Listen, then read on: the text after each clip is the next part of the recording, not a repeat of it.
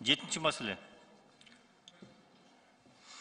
Жаштар жөнүндө мыйзамдын долбоору биринчи окууга киргизилет. Демилгечи министрлер кабинетинин төрагасы, социалдык саясат боюнча комитет, бюджет экономикалык жана фискалдык саясат боюнча комитет караган. Баяндамачы Надырбеков Союзбек Надырбекович. Маданият, маалымат, спорт жана жаштар саясатын министринин орун басары. Союзбек Надырбеков, сөз сизде.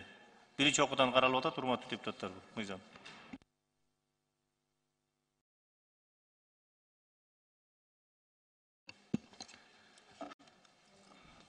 Саламатсыздар, урматтуу Нурбек Өмүрбекович, урматтуу депутаттар. Бүгүн сиздерге биз жаштар жөнүндө инвентаризациянын алкагында иштелип чыккан жаңы мыйзамды алып келип жатабыз. Бул Кыргыз Республикасынын президентинин 2021 жылдын 8 февралындагы 26 Кыргыз Республикасынын мыйзамдарына инвентаризация жүргүзүү жөнүндө жарлыгын аткаруу максатында жаштар жөнүндө Кыргыз Республикасынын мыйзамынын долбоору иштелип чыкты. Инвентаризациянын жыйынтыгы боюнча азыркы иштеп жаткан мыйзам 100 балдан 64,5% алды. Бул деген сөз олуттуу өзгөрүү талап кылынат деген сунушка ээ болгон. Башкача айтканда, кайра иштеп чыгуу керек дегенди билдирет.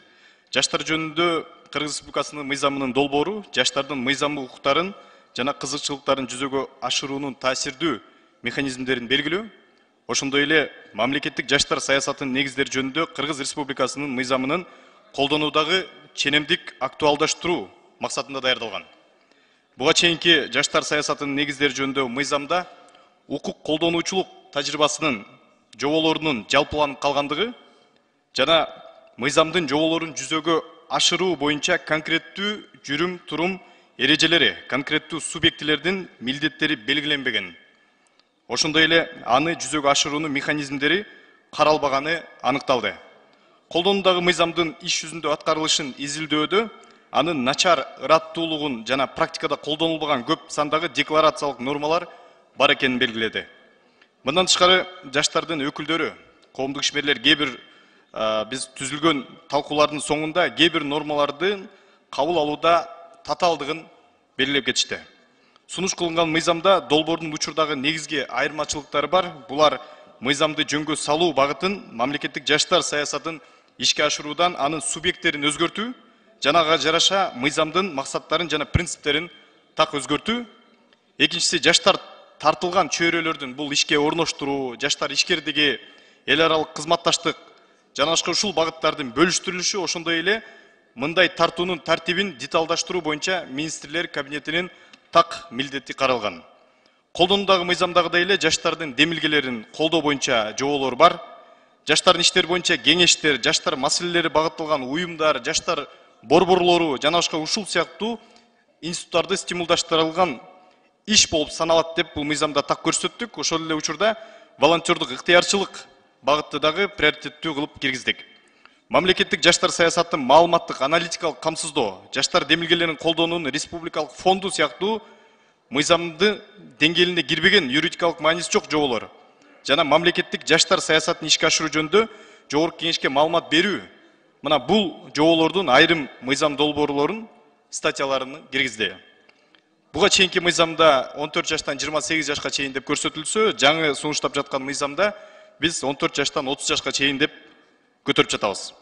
Ар бир статьяларда, ар бир беренелерде мамлекеттик органдар менен жергиликтүү органдардын жаштар багыты боюнча өз ара кызматташуусу, аракеттенүүсү, көп талап кылынган адистиктерди тандоо жана ошол багытта иш алып баруу пункттары, мамлекеттик жана коомдук уюмдардын дегеле бири-бирине болгон кызматташуу аракеттери, эл аралык мамилелер жана башка бир топ пункттар жаңыдан киргизилди, өзгөртүүлөр киргизилди.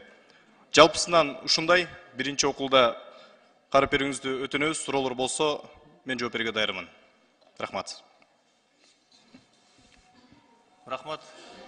Таблону бериңиздер. Аппарат.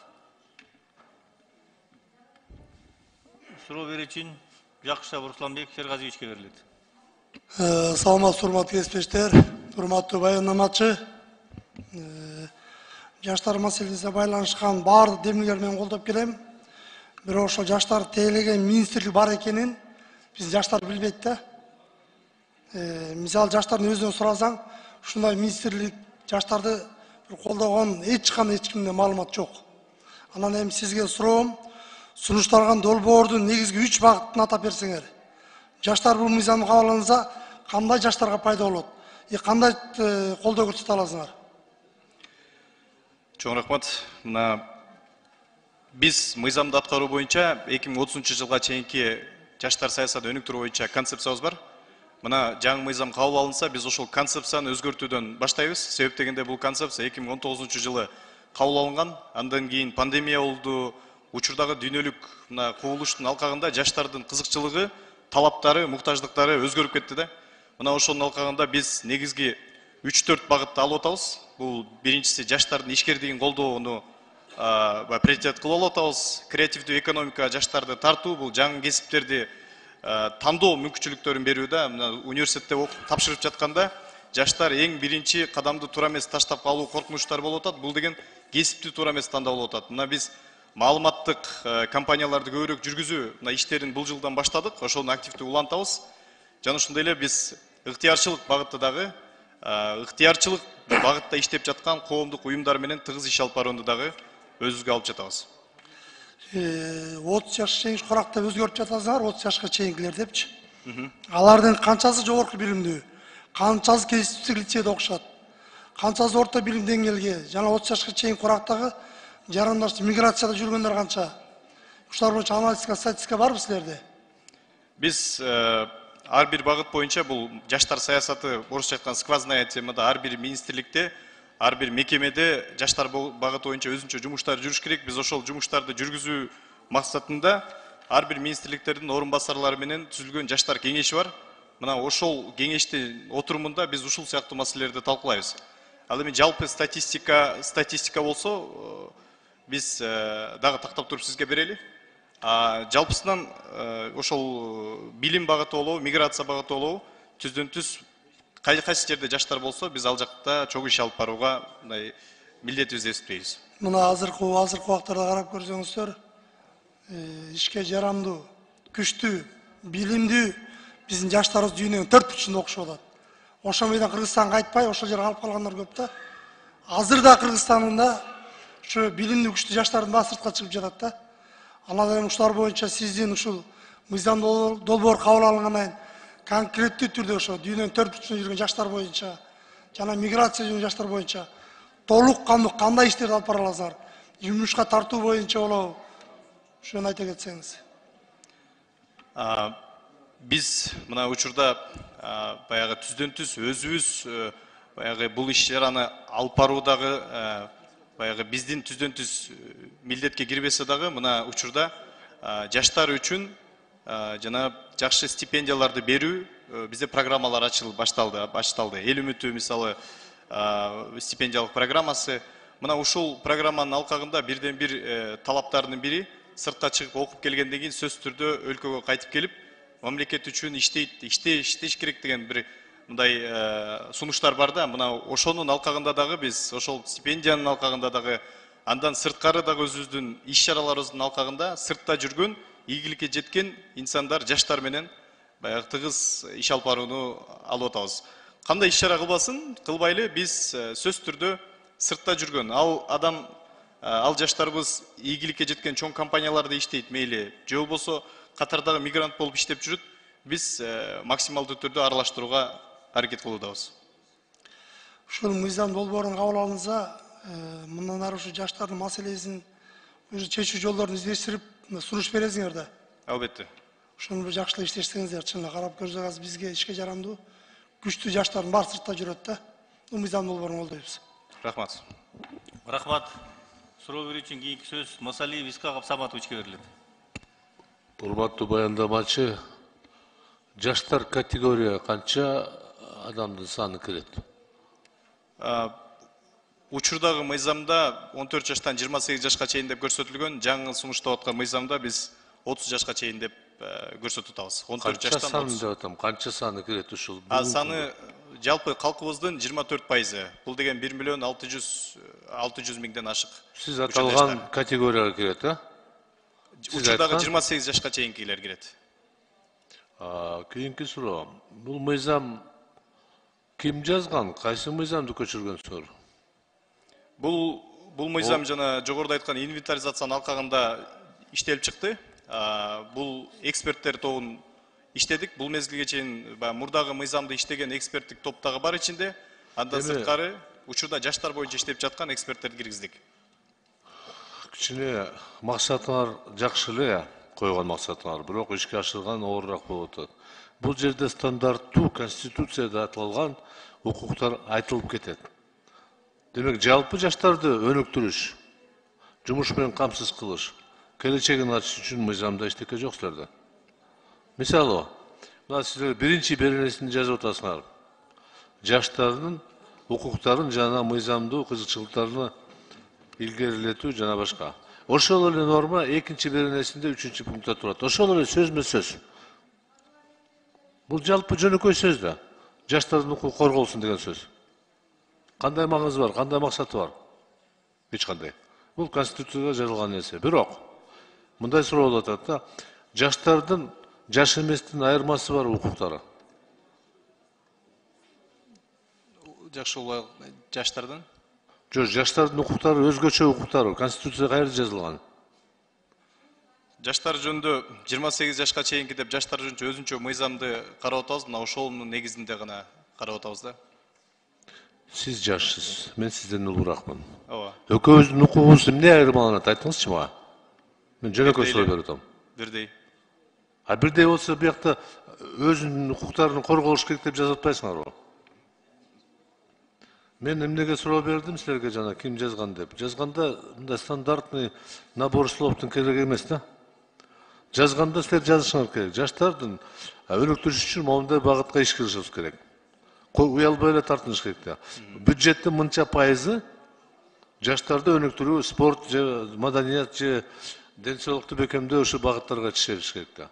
Окууга жибергенде мындай приоритет болуш керек. Чет өлкөдө окуган жарандарыбыз мындай жеңилдик болуш керек. Ал жакта Гарвардты бүтүп келгенде биринчи кезекте жумушка алабыз деп ошондой нерселер жазылыш керек мыйзамда. Ошондо максатыңарга жетесиңер. Жалпы стандартный сөздөр жазып койсоңор бул иштебеген мыйзам болот. Өзгөчө укугуну коргош керек деп. Кайсы укугуну? Мисалы, мындай пункт жазыпсыңар силер. Жаштарды жынысы, расасы, тили, майыптыгы, этностук таандыгы, дин тутуусу, курагы, саясий же башка көз караштарга басмырлоо жол бербейт дейт. Жаш эмеске жол береби? Бул жалпы принцип, баары бир жаранга таанымал. Эмне кыласыңар бул жерге жазып көбөйтүп? Мен ойлоп атам, биринчи окууда биз концепцияны кабыл алышыбыз керек, колдоп силерди. Бирок экинчи окууда радикалдуу өзгөрткүлө. Ашыкча сөздөрдүн кереги жок, жетиштүү, чечкиндүү кадамдарга барышыңар керек. Ошондо силердин агенттигиңер кылган ишиңер бекер болбойт да. Сураныч, карап көрсөңөр ушуну. Рахмат. Макул. Эске алабыз. Рахмат. Кийинки сөз Али Медербек Конучевичке берилет. Рахмат, Нурбек Өмурбекович, уважаемый докладчик, Союзбек Мурза, я хотел бы вас спросить, вы как представитель непосредственно профильного ключевого ведомства, насколько мне память не изменяет, вы второе лицо, да, заместитель министра? Да. Жаштар багыты боюнча. Очень приятно.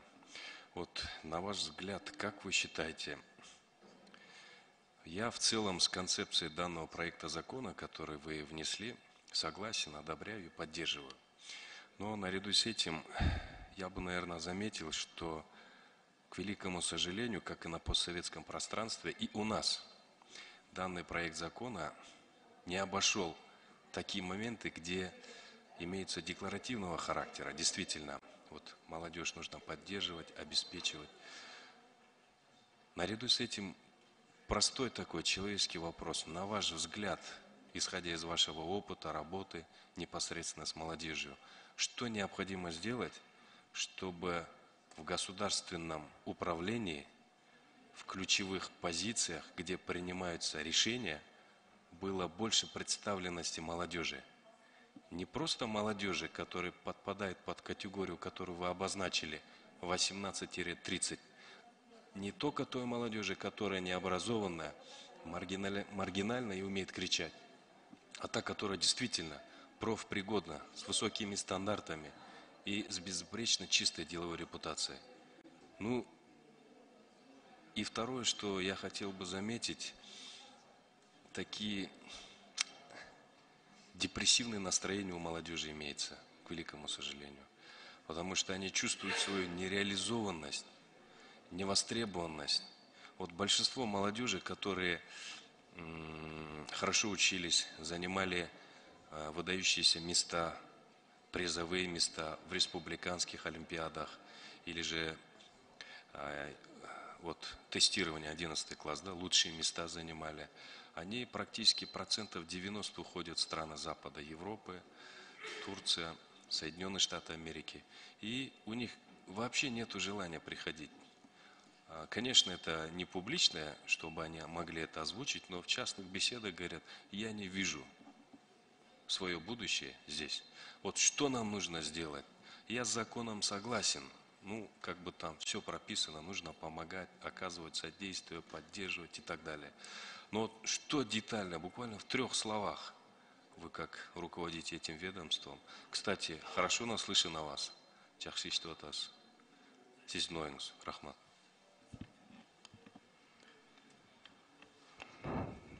Чоң рахмат. Бұл биринчиден жаштар боюнча айта турган болсок, ушта иштеп жаткан биздин аянтчабыз 28 жаш менен биз чектелбейбиз. Иш процессинде биз 35 жашка чейинки жаштар менен дагы толук түрдө иш алып барабыз. Себеп дегенде жаш ишкерлер ошол эле учурда 28 жашка чейин ишкер болуп толук түрдө калыптанбай калып атат. Мына ал жетилип ишкердик боюнча түшүнүп, анан кыймыл аракетти баштаганы бул 30 жаштан өтүп кетип атат. Биз жаш ишкерлер багытын колдоо, мына ушул программаларды баягы биздин өнөктөштөр менен ишке ашырууда сөзсүз түрдө бул жаш куракты чектебейбиз. Экинчиден, жаштар багыты боюнча биз ушул жаштар саясаты министрлиги биз жаштарга дайым айтабыз. Бул силердин министрлигиңер реалдуу биздин кыймыл аракеттерибиздин жыйынтыгы. Жаштарды мындай ой болуш керек да, мамлекет мени колдойт, мамлекет мага тирек боло алат, менин идеямды, менин сунушумду, менин пикиримди жолго калтырбайт жана колдойт деген бир ишеним пайда болуш керек. Мына биздин бул негизги миссиябыз, кылып аткан жумуш аракеттерибиз, кыймыл аракеттерибиз, принциптерибиз дары ушуга багытталган. Бизде сыртка баягы жалпы жаштардын маанайы боюнча,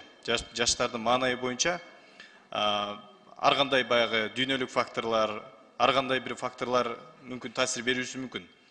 Бирок жалпы жонунан учурдагы биз ошол жаштар Кыргызстан үчүн эмгек кыла турган, иштей турган механизмдерди түзүү жолу эң башкысы бул мен көз карашым, жеке көз караш, субъективдүү оюм бул диалог жана ар бир адамдын өзүнүн потенциалын, өзүнүн профессионалдуулугуна жараша мүмкүнчүлүктөрүн жалпы жумуш үчүн, максат үчүн колдонуу деп эсептейм да. Адам өзүнүн жумушун кылуу жолу менен гана бирөөгө пайдасын тийип атам деген оюнун негизинде гана менимче ал өзүнө дагы, коомго дагы жалпысына бир пайдасы тие турган инсан болуп келет деп эсептеймин. Жеке оюм ушундай. Рахмат. Пикириңиз менен макулмун. Ошол менен бирге мен ойлойт элем, жаштардагы туура лозунг болуш керек да. Рахмат. Рахмат. Рахмат. Кийинки сөз Чойбеков Бактыбек Каныбековичке берилет. Рахмат, Нурбек Өмүрбекович. Союзбек мырза, айтыңызчы, мына аймактардагы жаштар саясатынын өнүктүрүү боюнча конкреттүү Талас областы боюнча эмне иш кылдыңыздар? Мына биз бул жылкы жанагы мекеменин биз буга чейин спорт жана жаштар агенттиги болуп мекеме болуп, учурда биз маданият, маалымат, спорт, жаштар саясаты министринин курамына кирип, биз эң биринчи баягы механизмдерди түзүп алуу, карта жолдорду түзүп алуу иши менен көбүрөөк алек болдук да. Бул деген биздин жергиликтүү жаш кызматкерлерибизди, жаштар адистери боюнча кызматкерлерибизди тактоо жана баягы өзүбүзгө ыңгайлуу боло турган ушул мекемелерибизге жайгаштыруу менен алек болдук. Кээ бирки мына Манас Талас облусунун Бакаята районунда мисалы жаштар боюнча адис жок болуп кеткен. Убагында жоюлуп кетип, биз болсо башка облуста же болбосо кошумча штабты суроо менен дал ошол ар бир райондо жаштар боюнча адистердин болсун деген талап менен учурда биз ошол ишти жүргүзүп атабыз.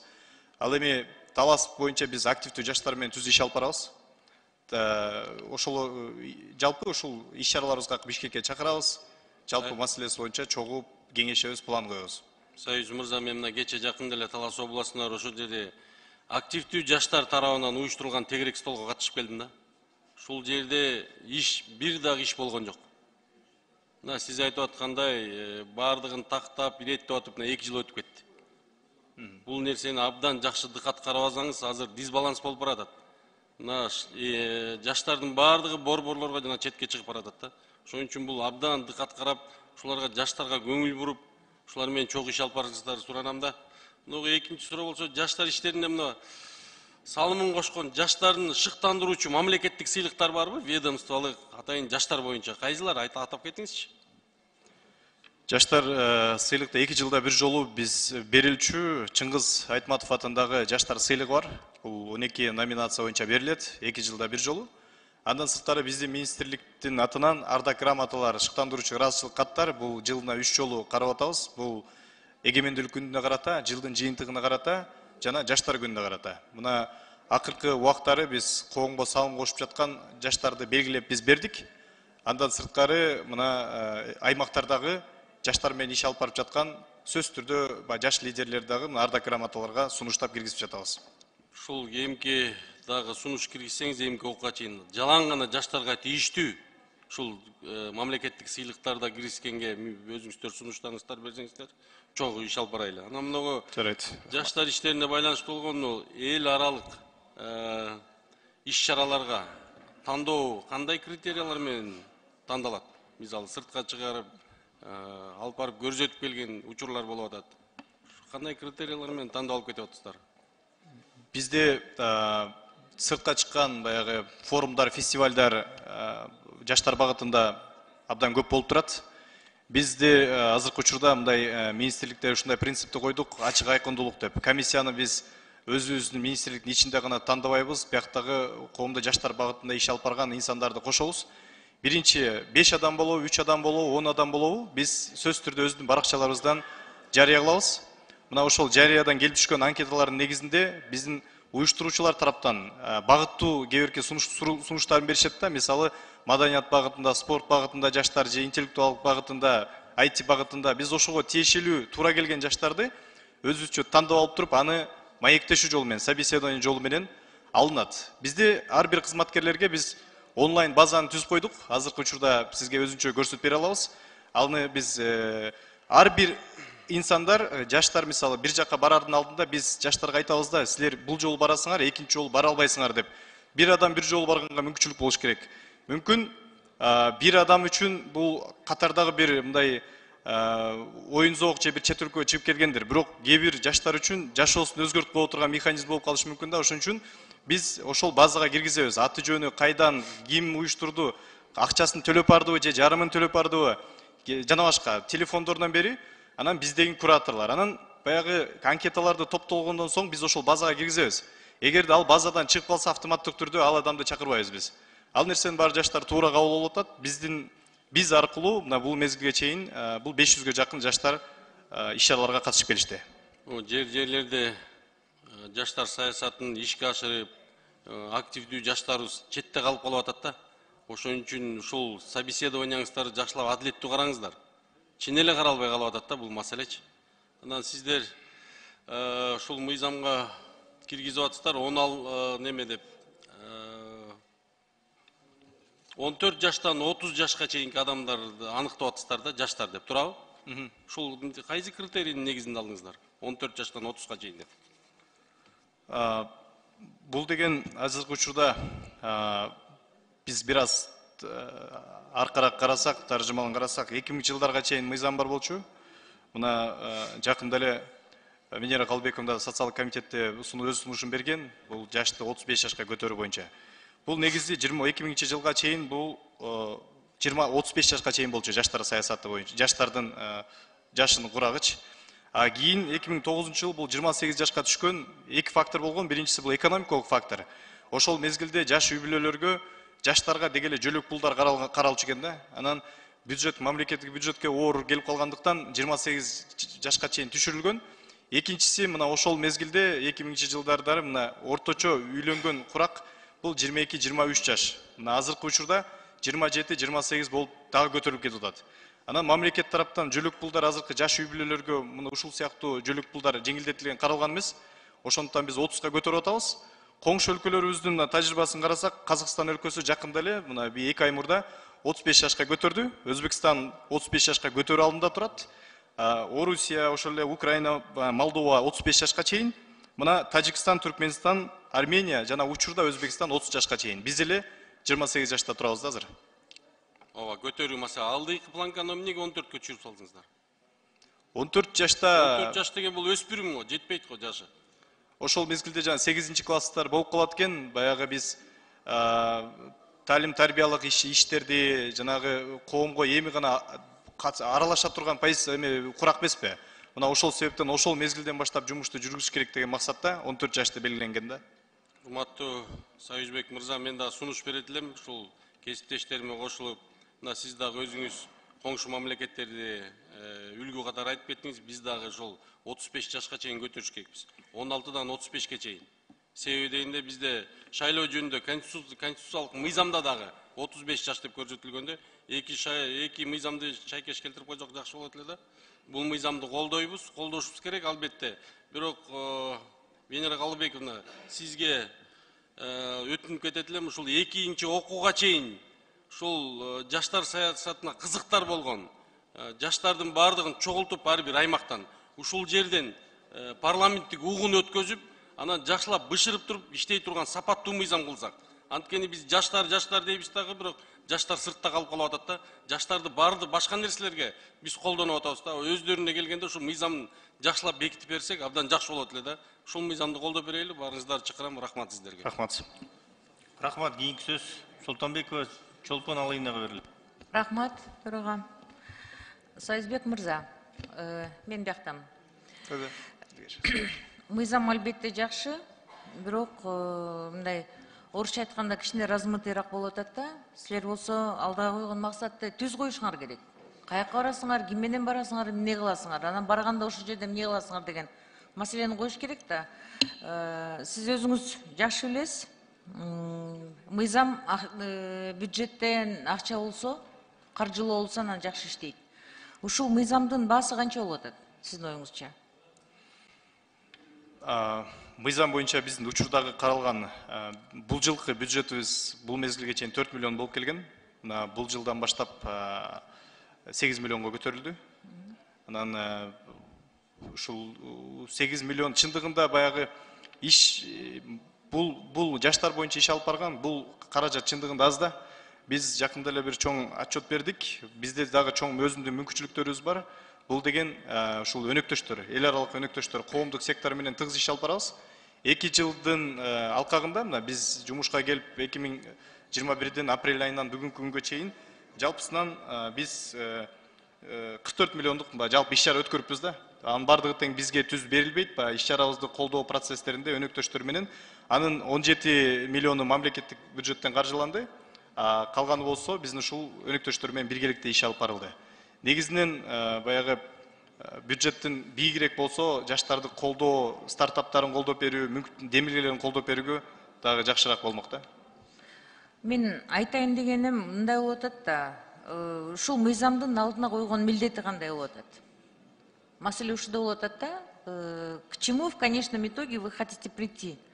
Анан кийин ушул мыйзам менен силер баардык жаштарды, ушу 14 жаштан 30 жашка чейин жаштардын башын бириктире аласыңарбы? Бир уран менен чыга аласыңарбы?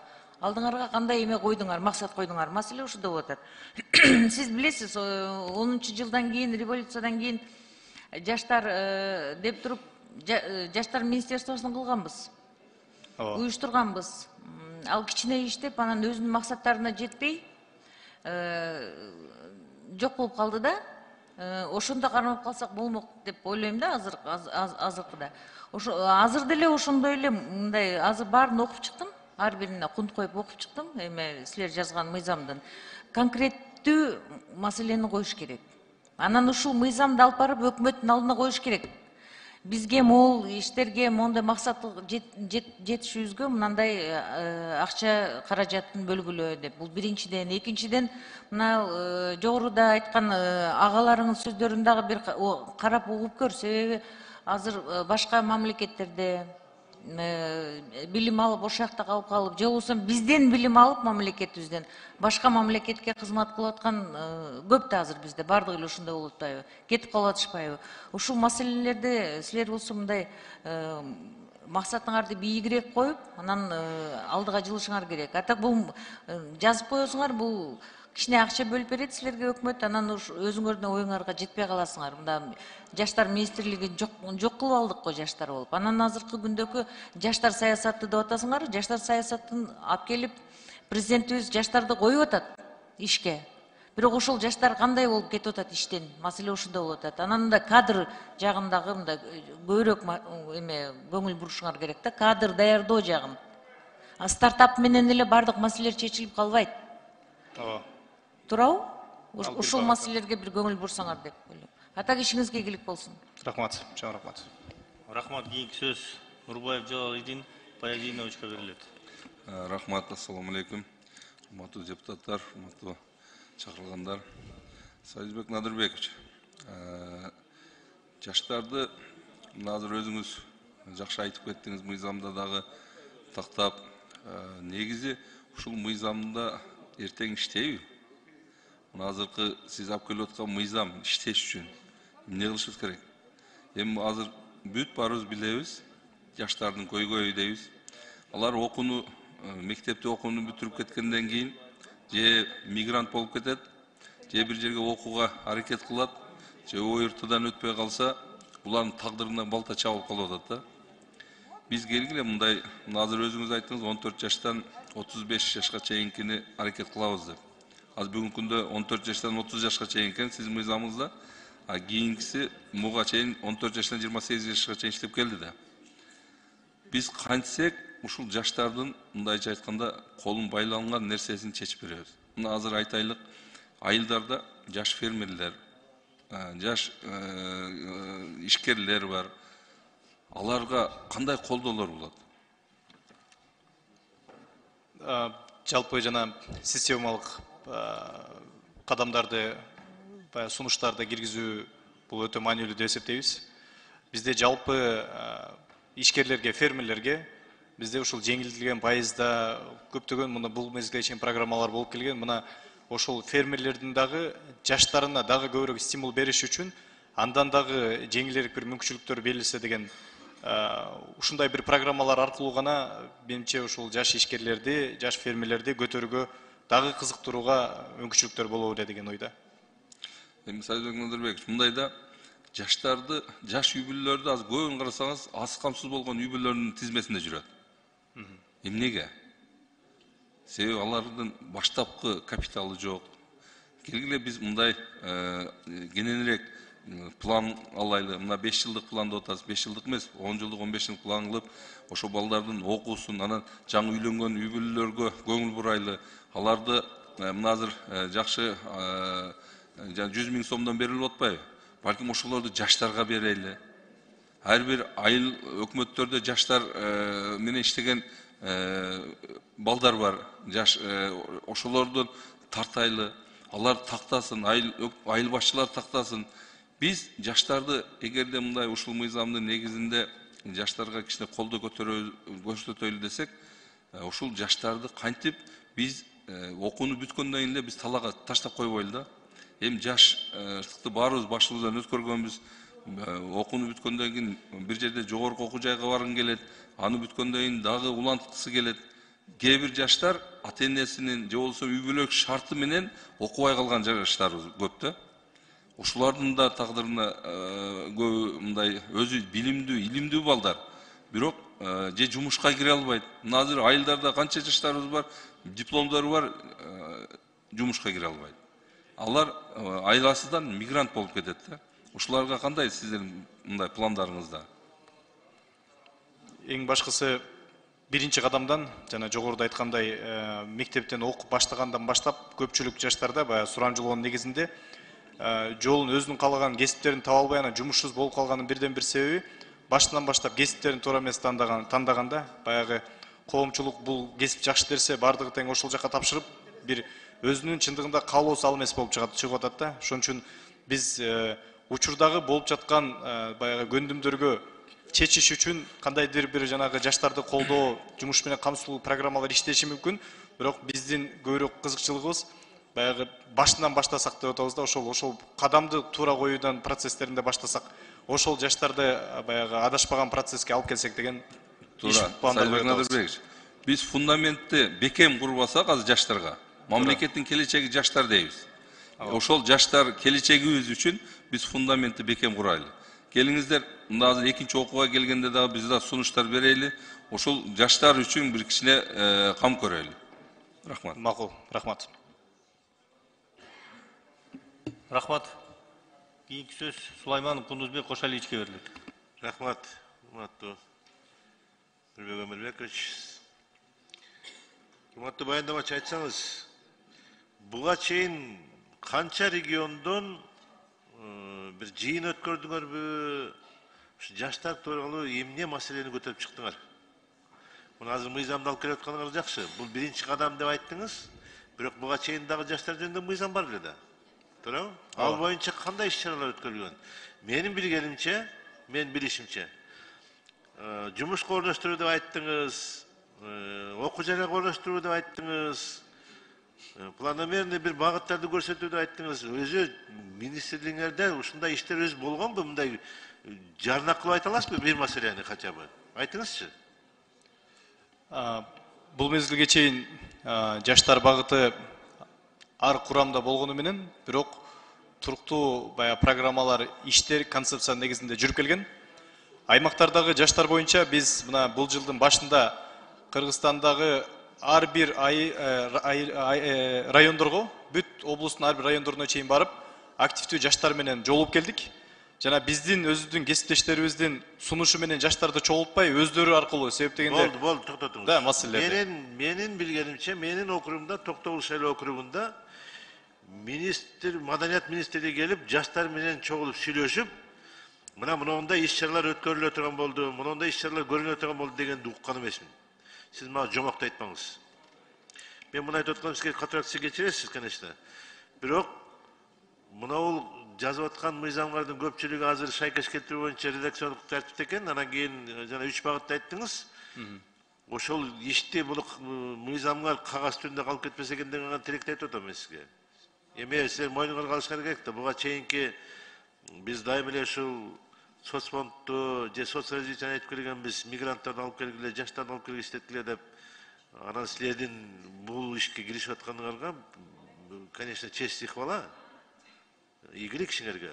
Мен колдойм, бирок ушул маселе боюнча ар кайсы өрөөндөрдөгү, райондордогу жаштардан келе турган сунуштарга силер какой-то приемный ачышыңар керек. Бесперебойный приемный болуш керек. Ошол берилип аткан сунуштардын бардыгын изилдей турган бир органыңар болуш керек.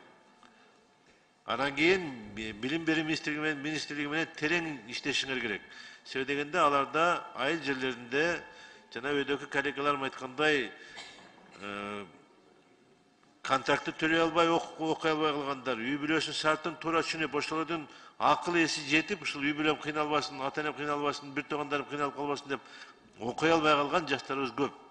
Ошолорду жанагы квоталардын негизинде окууга өткөртүрүп, ошону аягына чейин чыгарып, туура өзүңөр айткандай туура багытты, туура кесип тандап берип, кайра өкмөттүк кызматка алып келип, ошолордун жыйынтык чыгара турган болуш керек.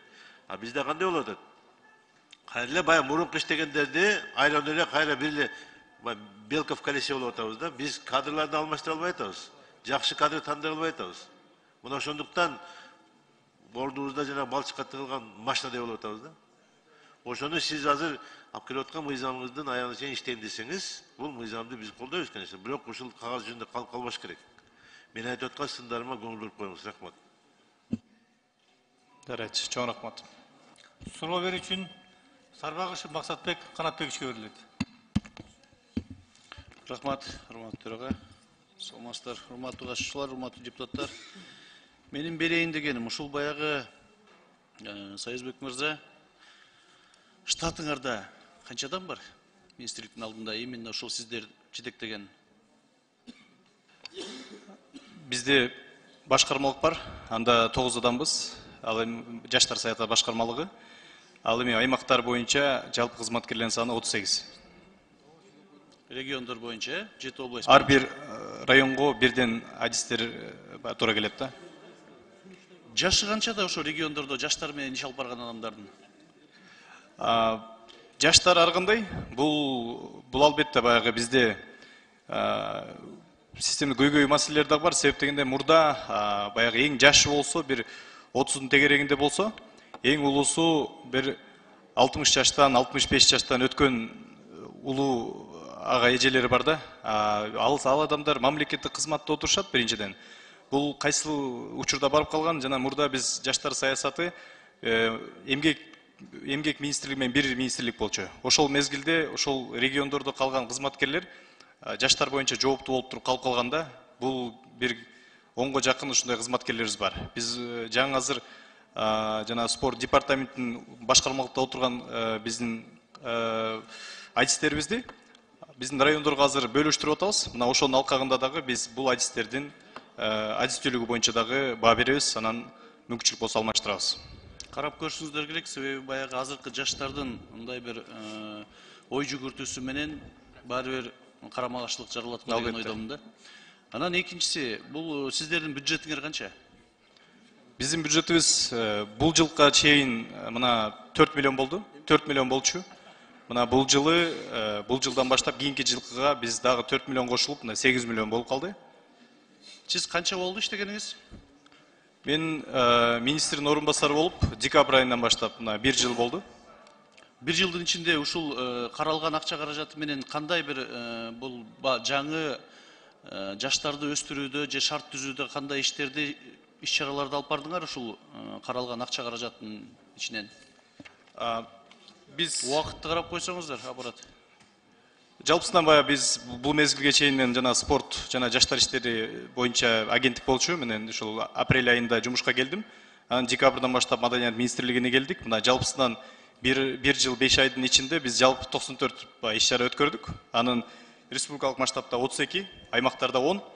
Деги эле бюджет болсо, бюджет маселеси боюнча карасак, биз ушул 1,5 жылдын аралыгында жалпысынан биз жаштар саясаты багытында 44 миллиондук иш-чара өткөрдүк. Анын 17 миллионун биз мамлекеттик бюджеттен бөлүнүп берилди. Калгандары болсо биздин өнөктөштөрүбүз менен, эл аралык өнөктөштөр менен биргеликте долбоорлорду ишке ашыруу жолу менен баягы аткардык. Жалпысынан мына 2 жылда ушундай бир бюджет менен ишке ашты. Кайсы региондордон, кайсы бореки алыскы жайгашкан региондордо тоже таланттуу балдарыбыз бар, ар кайсы тармакта. Ошол канчасын кайсы багытта мындай бир шарт түзүп бердиңер? Может, университетке тапшырдыңар, может, университетте бүткөн балдарды кайра бир мамлекеттик кызматка отургузууга мындай бир өбөлгө түзүп бердиңер? Бизде азыркы учурда мына министрликтин деңгээлинде демилгелүү жаштардын долбоорлорун колдоп берүүдө, баягы катышууда, активдүү катышууда биз министрлик абдан көп активдүү катыштык. Мындай айтканда, себеп дегенде мына элементардуу маселелер бар да. Биздин бир катыбыз менен чечилчү маселелер, ал жаштар абдан көп кыймыл аракеттер кылышат. Көп жакка барышат. Мына ошол маселелердин баардыгын тең биз ушундай механизмди койдук.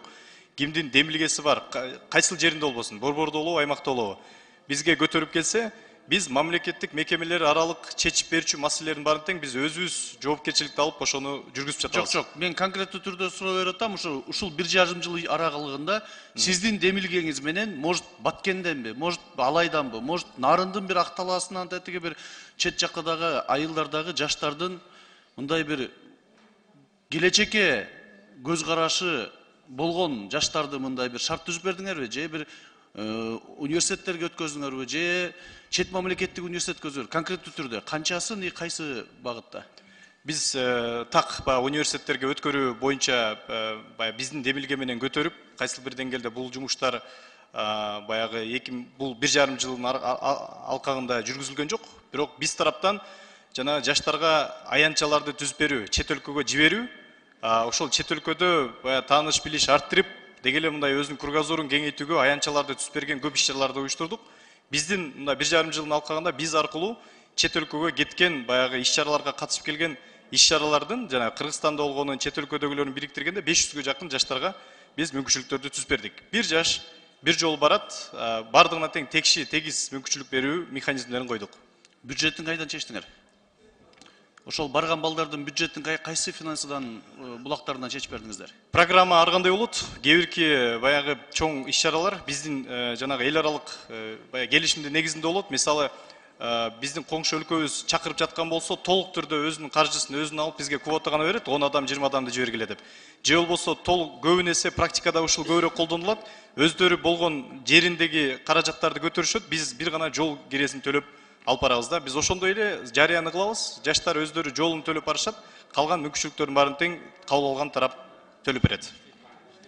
Эми мен муну берген суроосу мындай конкреттүү түрдө жооп ала албадым, бирок ишенем, мен сизди мындай бир кесипкөй адам катары. Мындан аркысын менин сиздерге болгон сунушум ушул сиз алып барып аткан иш-чараларды биздин региондордон жана таланттуу балдарыбызды бир мындай бир мүмкүнчүлүгүнө жараша мындай бир иш кылсаңыздар. Себеби азыркы сиз айткан 500дөй бала однозначно мореки борбордун тегерегиндеги сүйлөшүүлөрдүн, колунда барлардын балдары однозначно барып, бул чет мамлекетти көрүү үчүн барган гана деп эсептейм. Ошон үчүн менин сиздерге сунушум жогоруда айтылгандай ушул региондордогу, айыл жерлериндеги, мына биздин канча өзүбүздүн округубуздагы айткан таланттуу балдарыбыз бар. Ошолорду может муниципалдык кызматтарга кайра окусун бүткөндөн, ошол эле тиги медицина тармагындагы окуйм деген балдар болуп калышы мүмкүн, ошого шыгыбарлар. Ошондой таланттуу балдарды өндүрүп, өстүрүп, келечек муунду мындай бир кадр даярдоодо иш алып барсаңыздар.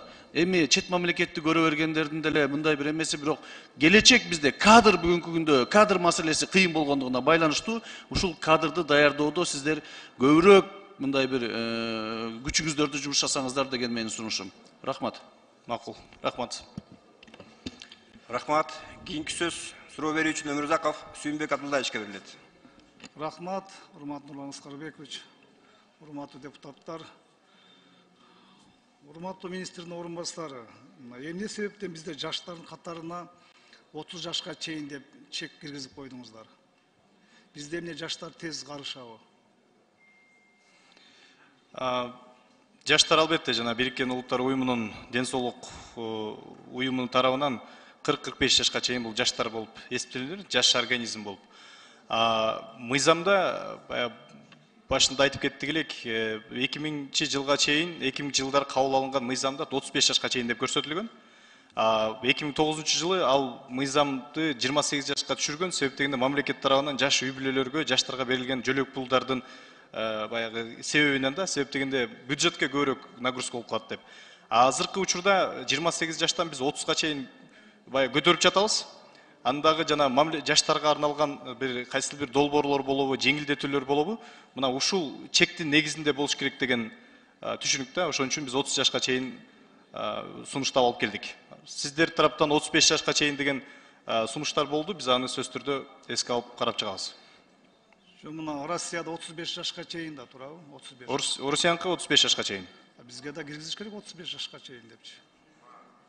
Ошол мен сунуштайм, макул, 35 жашка чейин карап коюңуздар. Анан кийин мына жаштардын парламенти боюнча көз карашыңыз кандай? Мына коңшулаш мамлекеттерде Россияда жаштардын парламенти бар да. Мына биздин баш мыйзамда да 47-беренеде абдан жакшы жазылган да жаштардын келечеги боюнча. Мына баш мыйзамдын 47-беренесинде биринчи Кыргыз Республикасында жаштарга руханий, маданий, адеп ахлактык жана дене бой жактан өнүгүү укугу кепилденет.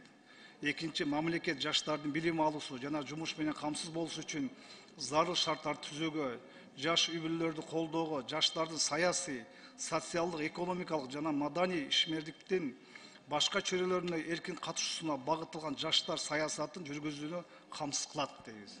Мына жаштардын парламенти боюнча көз карашыңыз кандай? Сиздердин оюңар кандай ушул боюнча?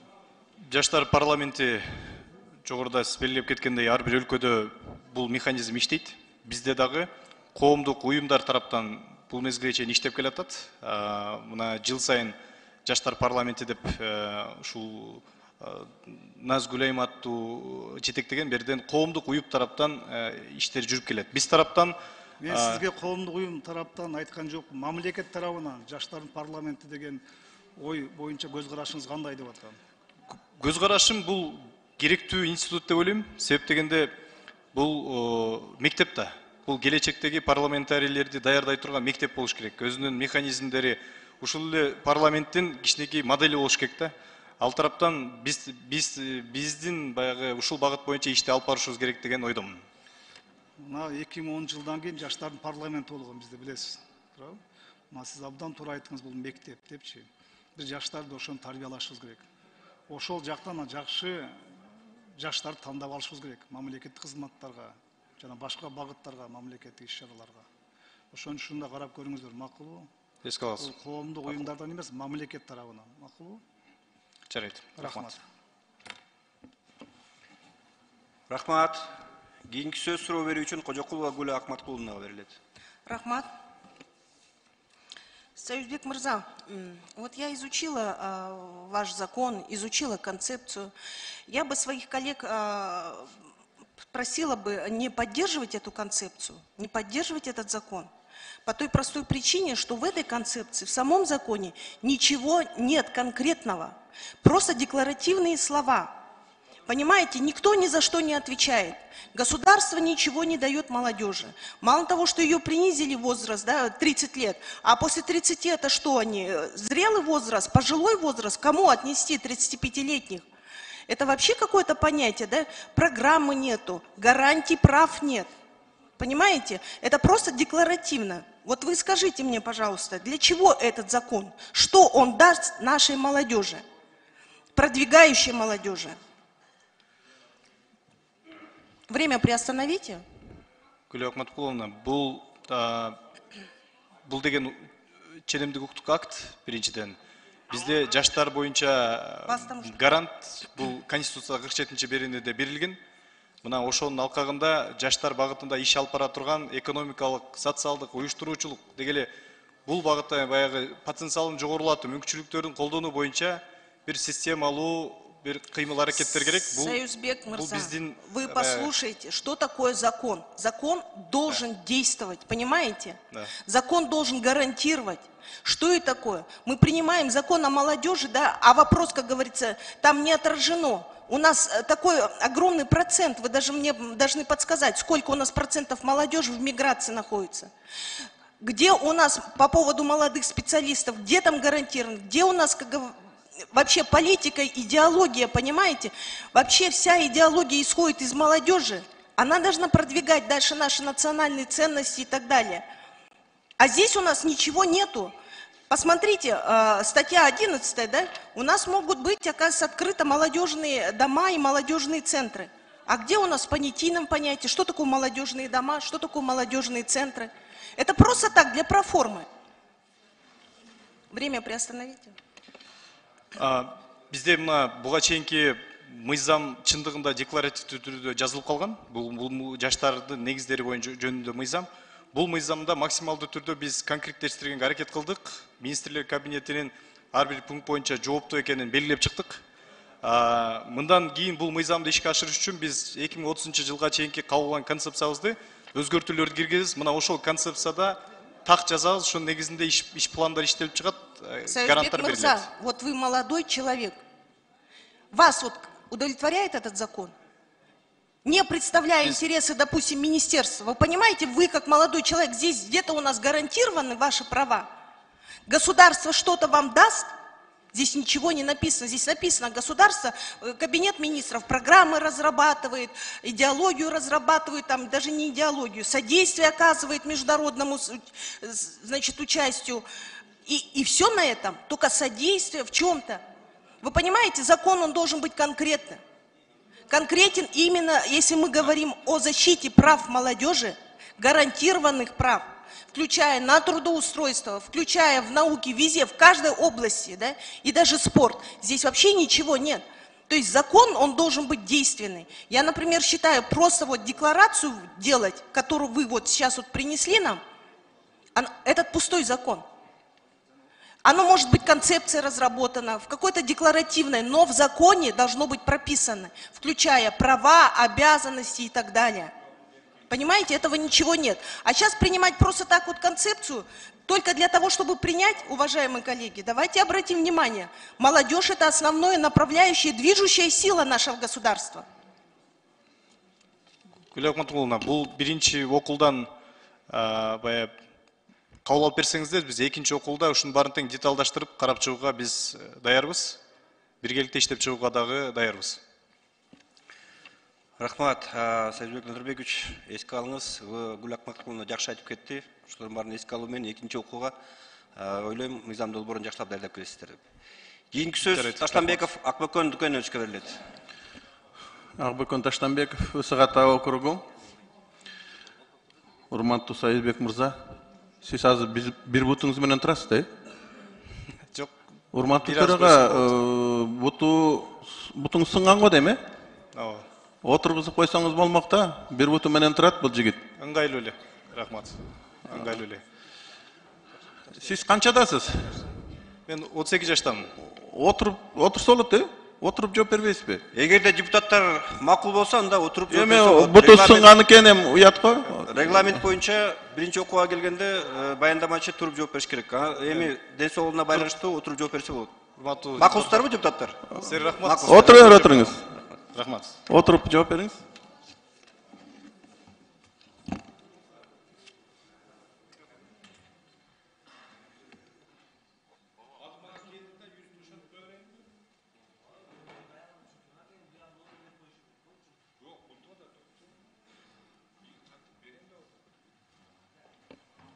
Акбөкөн Дүкеновичтики эме толугу менен 3 мүнөт берип койсоңуздар, балдар. Чоң рахмат.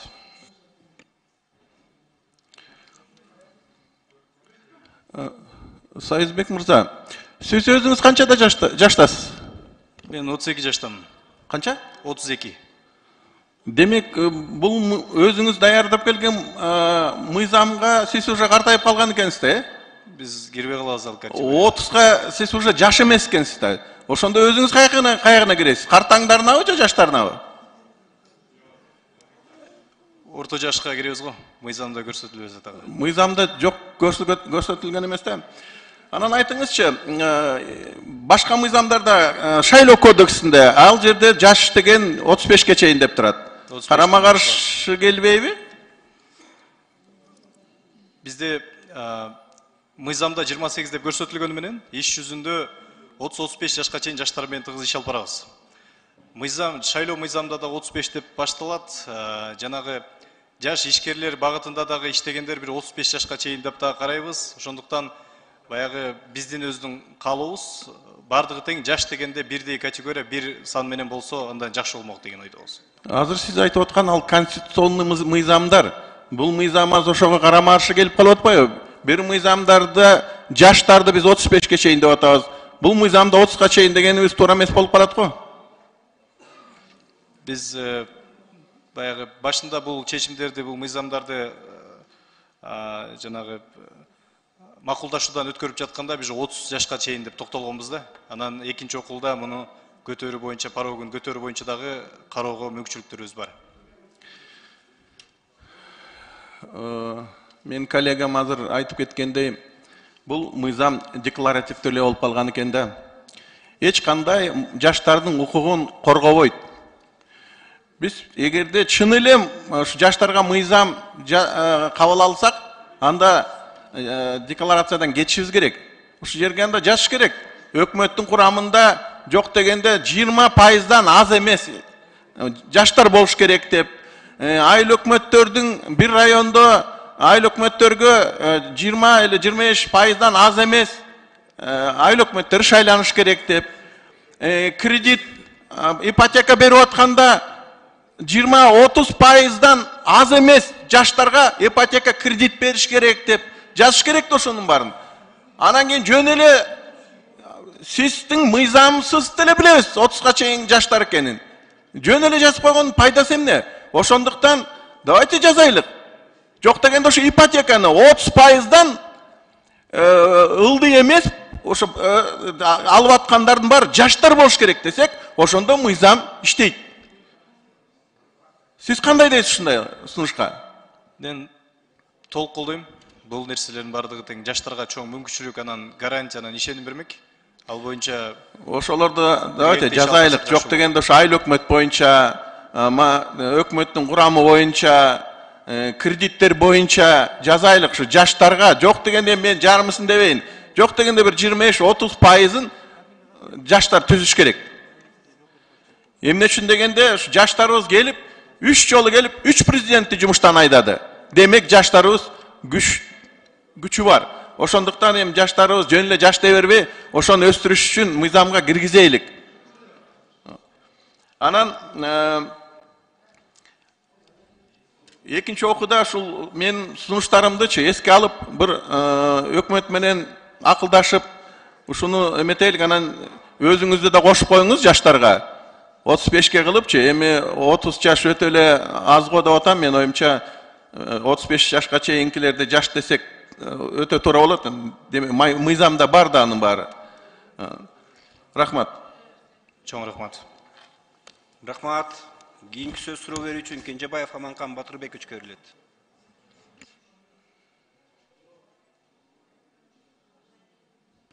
Микрофон.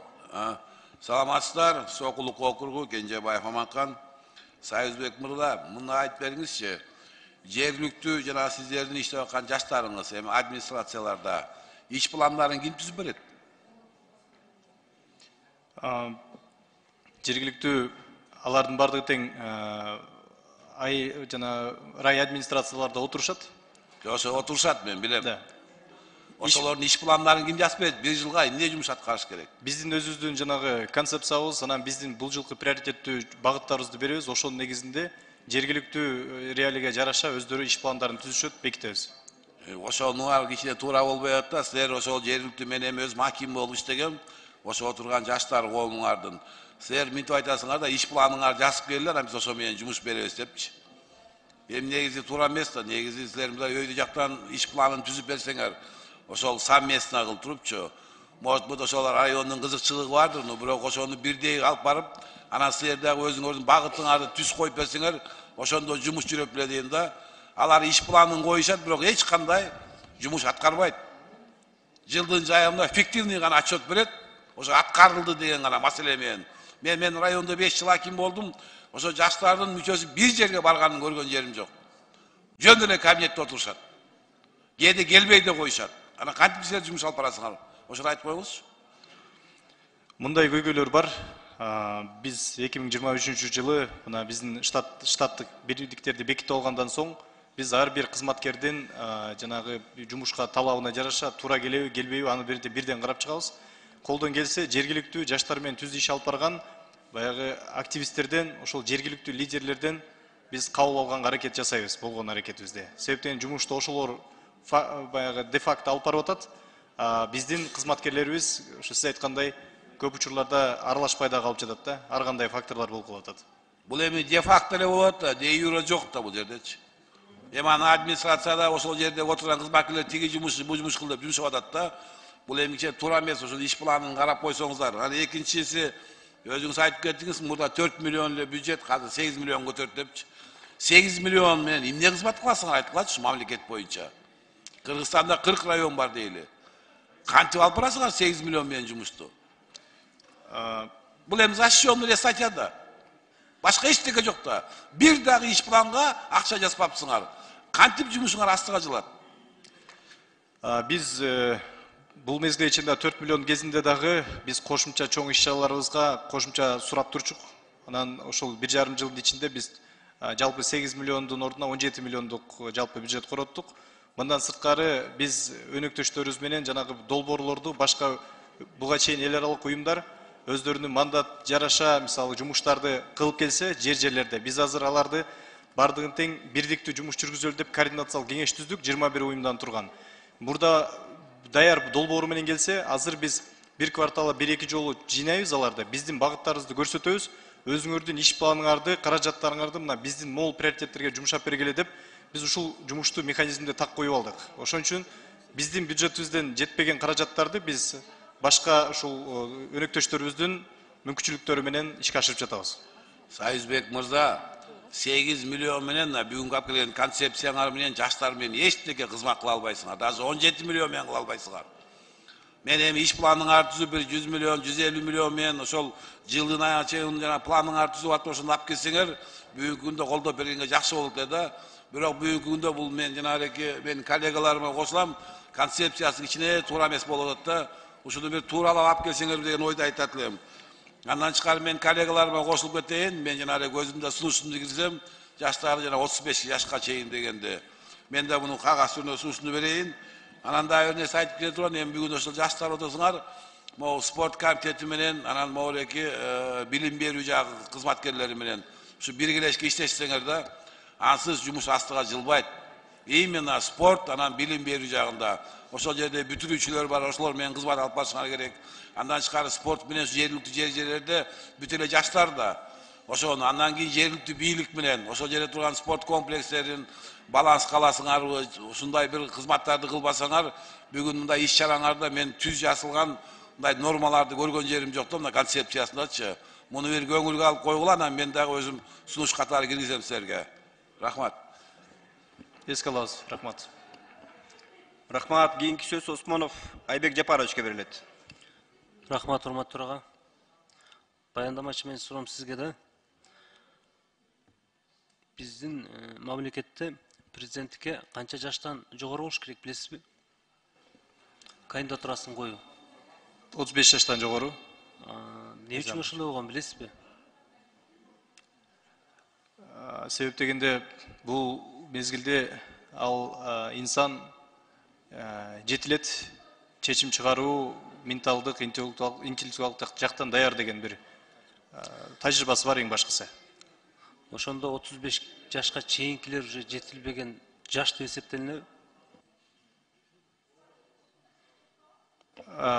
Эсептелет албетте. Баягы адамдын тажрыйбасына, чөйрө аралашканына жараша, ал эми ошол мезгилде көбүн эсе чоң чечимдер чыгарууга баягы тажрыйба керек болот. Ошону даярдык процесси деп көбүрөөк айтсак болот деп ойлойм да.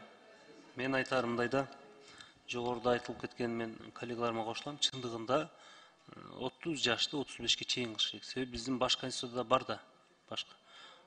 Ошого эч кандай карама-каршы келбеш керек да. Карама-каршы келсе, силер бул мыйзамга иштебей калат. 35 жашка чейин деп мен да сунуш берем, биринчиден. Экинчиден, мен бул жерде сиздердин концепциянын баарын карап чыктым.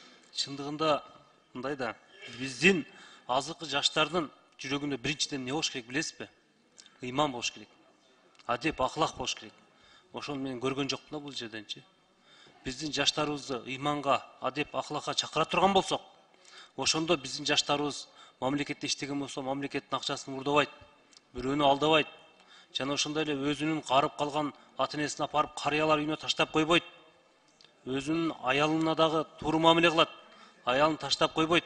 Балдарын жетим калтырып, жетим балдар үйүнө апарып койбойт. Ошонун баардыгы адеп, ахлак, ыйманда турат. Сиздердин концепцияңарда бул жерде бир дагы мен көргөн жокмун. Не үчүн киргизбедиңер? Бул 8 миллион аз да. Чындыгында мен деле колдомокмун, эч болбосо бир 100 миллионго жакын кылып, жаштарды өстүрүп өнүктүрсө мен ишенет болчумун. 8 миллион эч нерсеге жетпейт. Чындыгында. Мен сунуш берем. Адеп, ахлак, ыйман киргизгиле. Экинчи окугачы келгенге чейин киргизгиле. Жана ошондой эле сиздер 8 миллион эмес, 100 миллионго чейин кылып келгиле. Биз жаштар үчүн бардыгыбыз мына туура качан гана революция болгондо же бир нерсе болгондо эле, шайлоо болгондо эле биз жаштарды колдонуп калбашыбыз керек. Биз аларга жардам беришибиз керек. Алардын туура жолго, туура багытка алып кетишине биз жардам толук беришибиз керек. Туура азыркы күндүн биз орто жаштарын эч жакка бура албайбыз. Сугарылып калган. Биз келечекте оңдошубуз керек боло турган болсо, азыркы биздин орто жаштарды оңдой албайбыз. Алар уже кетти. Биз келе жаткан жаштарга жакшы тарбия берсек, келечекте ошолор түздөп кетет. Азыр өзүңөр көрүп турасыңар, билип турасыңар, жаш болуп туруп эле зам министр болуп, же болбосо жетекчи болуп келгендер ушу күндө камалып кеткендер бар, башкалар бар. Туурабы? Ошолор неден болуп атат?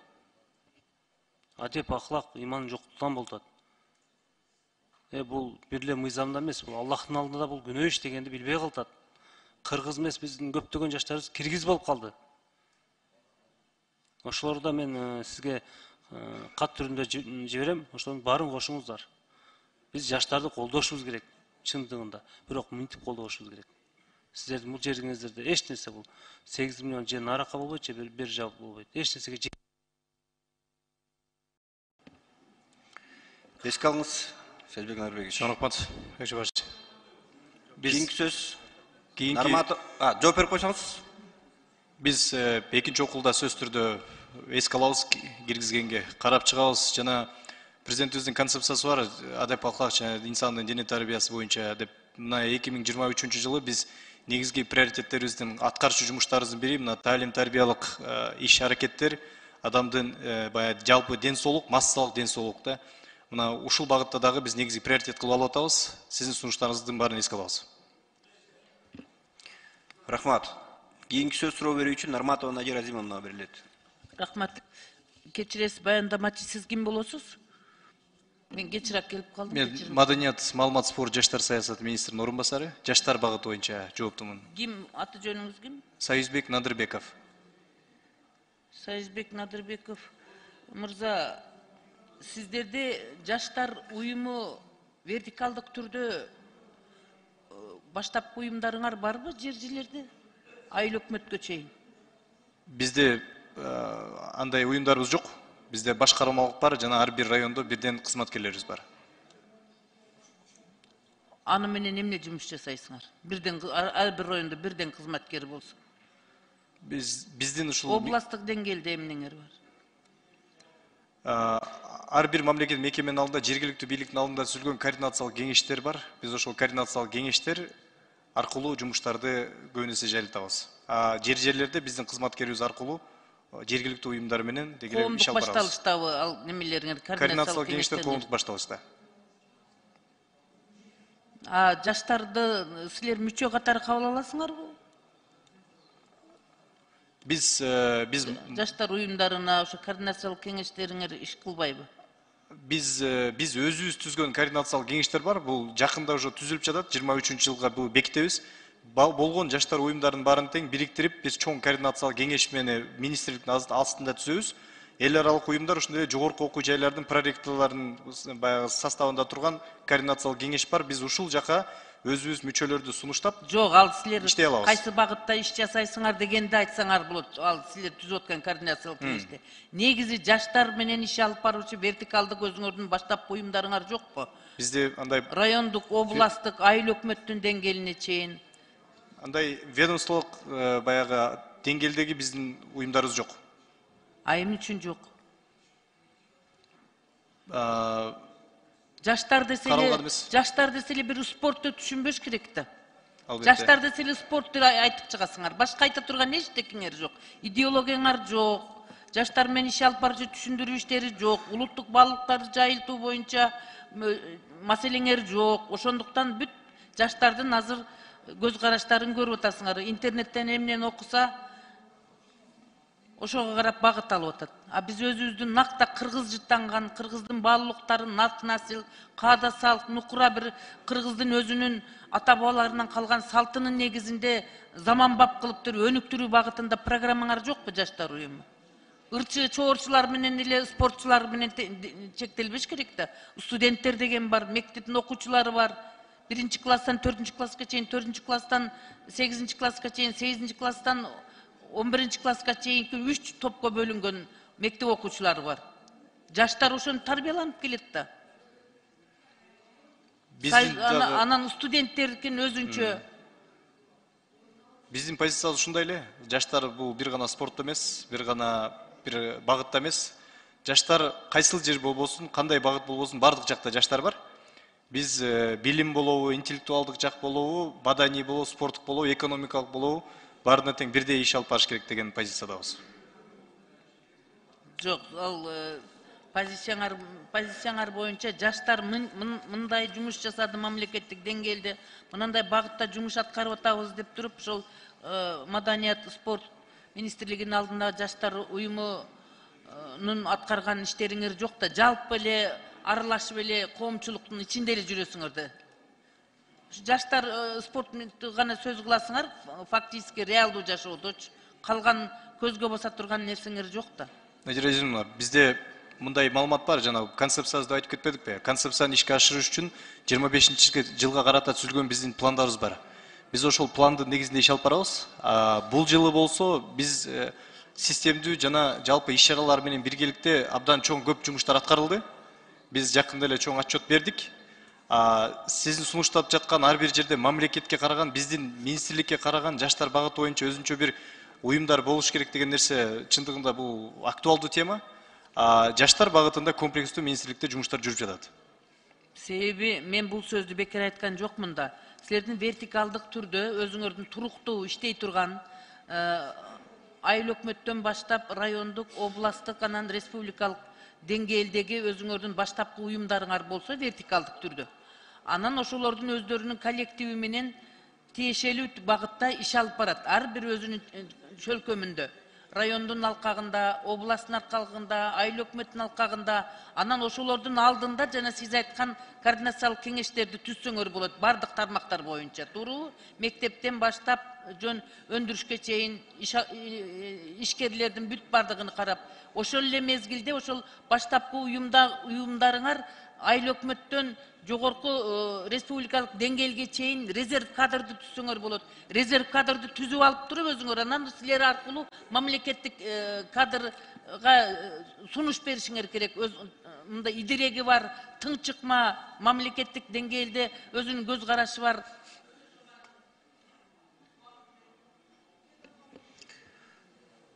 Процедурный шказ.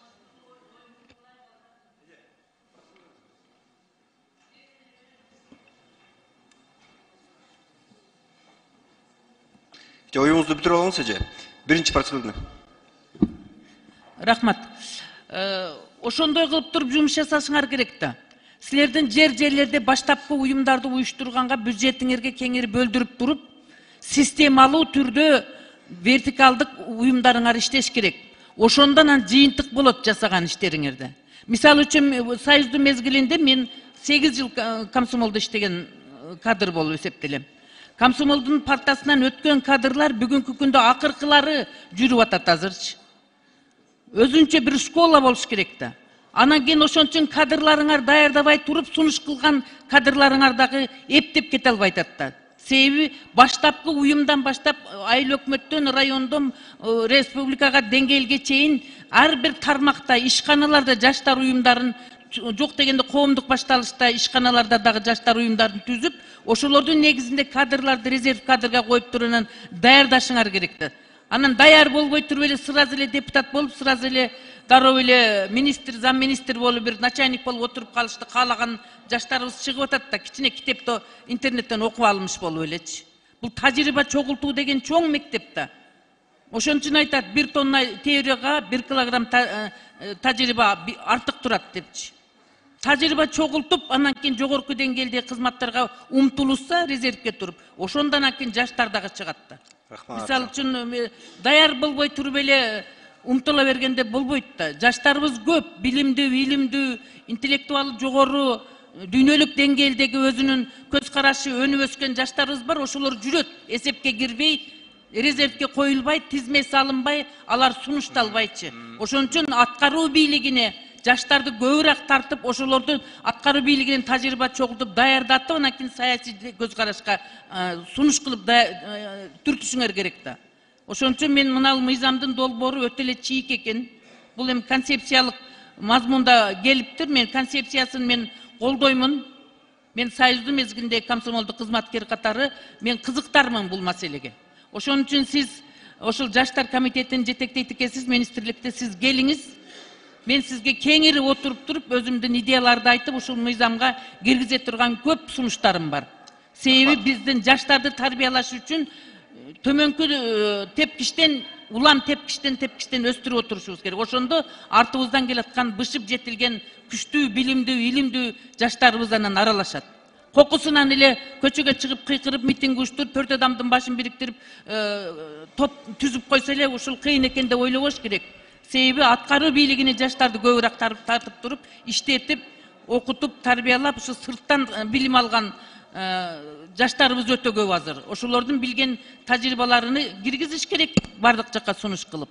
Ошон үчүн мен сизге сөзүмдү кыскартайын дагы, келиңиз, мына мыйзамдын концепциясы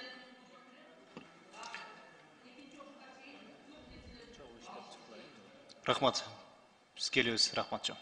Кийинки сөз Мураталиев Марат Молдоновичке берилет. Саламатсыздарбы. Ушу мына 8 миллион сомду для чего? Еще раз повторите. 8 миллион сом биздин иш пландарыбыз бар. Баягы бекитилген концепцияны ишке ашыруу максатында иш пландарыбыз бар. Мына 4 миллион болчу алга чейин. Быйыл болсо кошулган дагы 4 миллионго кошумча ишчилар киргиздик, бекитилген. Туура, мен азыр айткым келип атат да, мына жаштар саясаты да, жаштар деген чоң да бул. Анан ушуну колдош үчүн азыр мен коллегаларым баарына кошулам. 8 миллион сом, мурун 4 миллион болчу, азыр биз вот концепцию создаем деп атпайсызбы, аны эме кылабыз деп. Барбы бир стратегический план, бир 5 жылга ушу жаштар менен жумуш алып барууга кандай жол менен алып барасыңар? Ошо силердин концепцияңардын ичинде есть такой? Хотя 5 жыл, 2 жыл, 3 жыл бир пландар барбы? Биздин өзүбүздүн пландарыбыз бар. Баягы жогоруда айтып кеткендей, концепция 30 жылга чейин, баягы буга чейинки мыйзамды аткаруу үчүн 30 жылга чейинки концепциябыз 2019 жылы жазылган болчу, 2017 жазылып, 19 бекиген да. Азыр мына пандемия болду, учурдагы реалдер жаштардын муктаждыктары өзгөчө башкача болуп кетти, көз карашы башкача болуп кетти. Ошонун алкагында биз кийинки жылкы пландарыбызды биз койдук, ошону эми мыйзамдаштырып, документтештирүү процессин жаңы жылдан баштайбыз. Жаштардын муктаждыгы уже давно эле башкача болуп калган. Азыр мен айтып аткан эмнеге, азыр жаңы берден сүйлөп кетпеди депутаттар да, региондордо иштеген. Азыр региондордо бир өкүлүңөр бар да, мисалы үчүн бир область, Талас областын алайын. Ошол жерде бар, жаштардын уюмдары бар, есть жакшы уюмдар бар, есть нехватка уюмдар бар. Баягы жаңа айтып кеткендей 4-5 бала чогулуп алып, биз жаштар коому деги жаштар эмеси дешип өздөрүнчө чатышып алып иш жүргүзүп атат да. Ушулардын баарын тактап, бир идеология менен, бир багытта, бир стратегический пландын негизинде бир жумуш түзүп алып туруп, анан азыр сиз айтып атпайсызбы, бизге 8 миллион сомду колдоп берсеңер, анан биз калганын баарын өзүбүз табабыз, тияктан бияктан. Жаштар менен андай отношение кылбаш керек. Жаштар менен надо четко программалар түзүп, мисалы үчүн мына 5 жылга стратегический план, момундай уюмдар, анализдер бар да. Ушунун негизинде биз жаштарды бай иш менен камсыз кылуубу, же башка жолдор менен иштегенге бизге мына монча каражат керек. Областтарда, райондордо жумуш алып барганга. У вас же вот этого нет уже. Азыр ушулардын баарын кылганга айтып атасыз, областта бир эме бар. Анан силердин жумушуңар жанагы ошол жердеги жергиликтүү жаштар, эме токтоп турасыңар бу жерде. Жергиликтүү жаштардын өздөрүнүн кылып аткан иши менен силер министерство отписывайтесь да, это бу жерде мынча неме кылынды. Нурбек Нурбекович. Анан ушундай силер бүтпөйсүңөрбү мен сүйлөйүн. Убакыт токтоп койчу. Нурбек Нурбекович. Отурсаңыздар, угулбай атат. Анан ушундай немелер менен иш алып барсаңар туура болобу дейм да, план түзүп. Вот, например, 2023 жылга мамындай иштерди моундай планда кылганга бизге бир 20, может 30, 50, 100 миллионов керек депчи, биз ошону колдоп берсек, ошондо иш жүрөт. Анан биз силерден да сурайбыз да. Азыр 8 миллион бөлүнөт, тияктан бияктан жүгүрөсүңөр, акча издейсиңер. И кандай жаштардын саясатын колдой аласыңар? Колдой албайсыңар да. Силер өткүзүп койгулачы, ошо менен отписываться этесиңер. Так жаңа айтып атпайсыз, 95 иш чара жүрүп. Ошонун баары эле ошол ар бир региондогу жаштардын өткүзгөн иш чарасын силер биз өткүздүк деп атасыңар. Так делать нельзя. Мамлекеттик масштабта башка жол менен барып колдошубуз керек. Туура жаңы сиз айткандай, ошо жаштарды колдойбузбу? Керекпи бизге жаштар? Биз муктажбызбы жаштарга? Значит, акчаны аябаш керек булардан. Ошолорго жумшаш керек. Анан обязательно болуш керек бир мощный стратегический план. Монча жылга чейин момундай кылабыз жаштар менен, мындай иштер болот. Ну там өзүңүз вы поняли да. Анан баланча жылга чейин мындай деп тур, анан жана адеп акылабы болобу, кайсынысы болобу идеологияларды жаштарды тарбиялаш керек да. Анан ошол эле бир уюмдардын өткүзүп койгон иштери менен мынча биз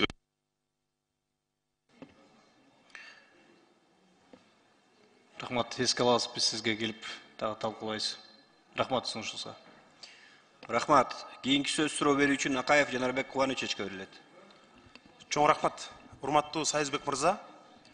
Мыйзам долбоорун сөзсүз биринчи окууда концепциясын колдоп беришибиз керек. Экинчи окууда айрым өзгөртө турган жерлерин дагы карайбыз. Жаштар боюнча мына социалдык тармактардан көрүп атабыз. Сиз бир карасак Баткенде, бир карасак Нарында, бир карасак Жалал Абадта мындай тынымсыз жаштар менен жолугушуулар болуп атат. Аракеттер жаман эмес. Мен сизге бир эки нерсе менен кайрылайын деп атам. Жаштар үчүн азыр чоң бир идеология керек. Сайызбек мырза, бүт ушул мамлекеттик телеканалдар массалык маалымат каражаттары аркылуу жаштардын идеал туткан, жаштарга өрнөк боло турган, үлгү боло турган адамдарды биз абдан чоң пропаганда кылыш керек. Азыр жаштардын көпчүлүгү жанагы эрежесиз мушташкан, жанагы кызыл, жанагы канжалаган бир эрежесиз мушташ деп ошолордун баарын идеал тутуп алды. Бүт кан, агрессия, ошонун эмнеси үлгү? Жаштарда эртең ким болосуң десең, Хабиб болом дейт мисалы көпчүлүгү.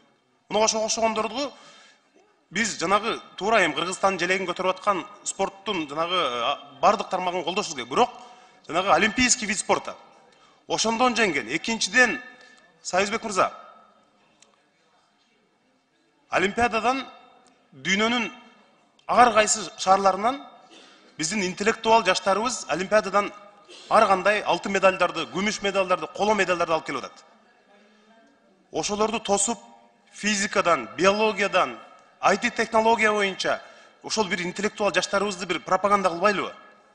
Жанагы эле жана мушташкандарды эмес. Илимге, билимге сугарылган ошол жаштарды бир алып чыксаңар. Ошол жаштарга бекер телеканалдардан жанагындай роликтерди кылып, Кыргызстандын бүт аймактарга алып барып, мына ушул Олимпиададан алтын медаль утуп келди деп. Мына жеке менчик мектептер, мамлекеттик мектептер, ошолор чын эле бир Олимпиададан илим менен билимди туу туткан жаштарды өрнөк кылышыбыз керек. Андай жаштар бизде бар. Аэропорттон тосуп алганда ошолорду тосуп албай эле анан жанагы канжалаган бир агрессия болгон эмелерди караганда биз ошолорду мындай пропаганда кылганыбыз туура болмок. Ошол эле спорттун олимпиадалык түрүнө мына биздин кыздарыбыз, уулдарыбыз алтын медалдарды, күмүш медалдарды утуп келип атат. Ошолор барып бүт региондордо жолугуштарды өткөрүп бир жаштарга идеология жактан иштебесек, чын эле эртеңки келечек бүдөмүк. Мына 2015 жылы Кыргызстандан Америкага кетебиз, ошол жакта туруктуу жашайбыз деп грин картага тапшыргандардын саны 30 миңдин тегерегинде болгон. 2020 жылы 150 миңге жетиптир. Биз Кыргызстандан көчүп кетебиз, ошол жакта туруктуу жашайбыз, бизге жанагындай жашыл карта бергиле деп документтерин тапшырган. Жылына 150 миң адам Кыргызстандан кетебиз, ошол жакта жашайбыз деп атат. Мына мунун үстүнөн иштебесек кеч болуп калат да кийин. Рахмат. Рахмат, Жанат Кубанович. Эске алабыз. Бул долбоорлорду иштеп чыгабыз буюрса. Рахмат. Рахмат. Кийинки сөз Жумабеков Дастанбек Артисбековичке берилет. Рахмат, саламатсыздар, урматтуу депутаттар.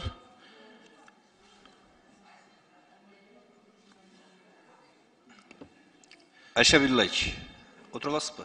Көрүнбөй жатат. Менде мындай суроо да баяндамачы. Биздин баш мыйзамда, Конституцияда билесизби, жаштар жөнүндө арналган берене барбы, жокпу? Бизде баш мыйзамыбызда бар 47-чи берене, 1-2 беренемен берилген 47-чи статьяда. Ошондо ушул мыйзамга камтып коюшубуз керек да. Жерде так жазылган, туура айттыңыз. Мисалы, эми биринчи бул 45-чи беренеде да жазылганда, бул жанагы турак жайлар боюнча айтылып кетип атпайбы? Ал жерде мындай жазылган: ар бир адам турак жайлуу болууга укуктуу. Бул бардыгына тегиз камтылган. Мамлекет колдон келсе, бардыгын турак жай менен камсыз кылыш керек. Жашы болобу, карысы болобу, ким болобу, орто жаштуу болобу, бардыгына. Ал эми 47-чи беренени мен окуп кетейин. Ушу беренени аткарсаңыз, так жазылган. Жана сиз айтып аткан идеология ишке ашат да. Бул жерде жазып атат: Кыргыз Республикасында жаштарга руханий, маданий, адеп ахлактык жана дине бой жактан өнүгүү укугу кепилденилет. Бул духовный жактан бардык нерсе камтылды да. Туурабы? Ооба. Мына ушул аткарылыш керек жаштар үчүн. Ошол эле берененин 2-чи пунктунда мамлекет жаштардын билим алуусу жана жумуш менен камсыз болуусу үчүн зарыл шарттарды түзүүгө, жаш үй бүлөлөрдү колдоого, жаштардын саясий, социалдык, экономикалык, маданий жана ишмердиктин башка чөйрөлөрүнө эркин катышуусуна багытталган жаштар саясатын жүргүзүүнү камсыз кылат. Болду, сиз ушуну аткарсаңыз, жана жаштарга болгон милдетиңизди аткарасыздар да. Барды камтылган, бирок оор бул маселе. Бул каражат маселесинен келип такалат биринчиден. Экинчиден иш менен камсыз кылуу үчүн эмне иштерди жасаш керек? Ал үчүн мамлекетте ишканалар ачылыш керек. Ишкана ачылгандарга жана квотаны карап коюшуңуздар керек. Мен мисал катары айтып атам да, ошо квотаны камтыш үчүн мыйзамдарга өзгөртүү киргизиш керек. Ошо мыйзам аткарылыш керек. Ошо жаштар ошо жерге жана 30 жашка чейин деп атабызбы, барып иштегенге квота болуш керек. Эгерде мыйзамга башка мыйзамдар каршы келбесе. Үй бүлө курууда эмне жардам бере аласыздар? Моралдык жактанбы, материалдык жактанбы көрдүңүзбү? Ар бир үйлөгөн үй бүлөгө баш кошкондорго мамлекет балким сыйлык берет. Мына ошондо саясий жактан иштер аткарылат. Ошол баш мыйзамыбыз болгон конституция ошол аткарылса, сиздин жанагы алда мыйзамыңыздын 100% аткарылышы болот. Бирок өтө оор. Ошол үчүн бул мыйзамды концепциясын колдойм, бирок экинчи окууда так дана жазып коюшубуз керек. Рахмат. Рахмат, эске аласыз. Рахмат, урматтуу кесиптештер. Сураныч, дагы алдыда 14 маселе бар, карай тургандарыбыз. Экинчи процедурный. Рахмат, урматтуу төрага. Урматтуу төрага, өйдөдө да өзүңүз азыр белгилеп кеттиңиз. Бүгүн күн тартиби боюнча жалпы 23 маселе бар экен да. Азыр 7-чи маселени карап атабыз. Түш болду да, саат 3 болду. Ошондон улам мен азыр сизге сунуш берет элем, сунушка коюп койсоңуз деп. Суроого жазылууга чек коюп койсоңуз деген сураныч. Урматтуу кесиптештер, депутат Аида Исатбек кызынан сунуш келди. Суроолорго чек коюу боюнча добушка коем. Добуш бериңиздер.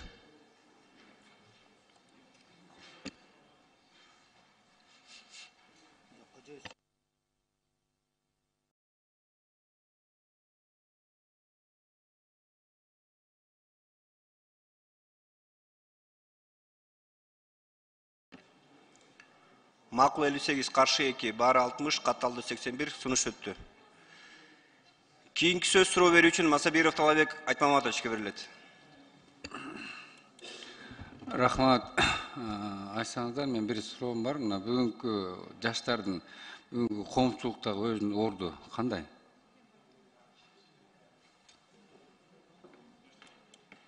Жаштардын орду абдан маанилүү коомчулукта. Бул эртеңки жанагы бүгүн ошол эле учурда жаштар мамлекетибиздин бүгүнкүсү жана ошондой эле келечеги. Ошон үчүн бул багытка өзгөчө көңүл бурулуш керек, өзгөчө иштер алып барылыш керек. Жана үчүнчү берени жалп турат да, бул жаштардын укугу боюнча алардын укугу сакталыш керек деп атасыздар. Бүгүнкү күндө эмне жаштарга бизге мындай кысым болуп атабы, кандай болуп атат? Жаштарга болгон кысымдар жок. Жаштарга болгон биздин жана мүмкүнчүлүктөрүн гана көтөрүп берүү, мүмкүнчүлүктөрүн колдонууга шарттардын механизмдерин түзүп берүү боюнча сунуш болуп атат. Бул жерде жалп турат да, жаштардын укуктарын, эркиндиктерин жана мыйзамдуу кызыкчылыктарын сактоону камсыз кылуу деп турат да. Мен ошонго мындай суроо берип атам да, жанагы. Негизи биздин ошо жаштардын мамлекет жаштар саясатын biz жогорку деңгээлде алып барышыбыз керек да. Азыр мыйзамды алып келип атасыңар, мен колдойм бул концепциясын.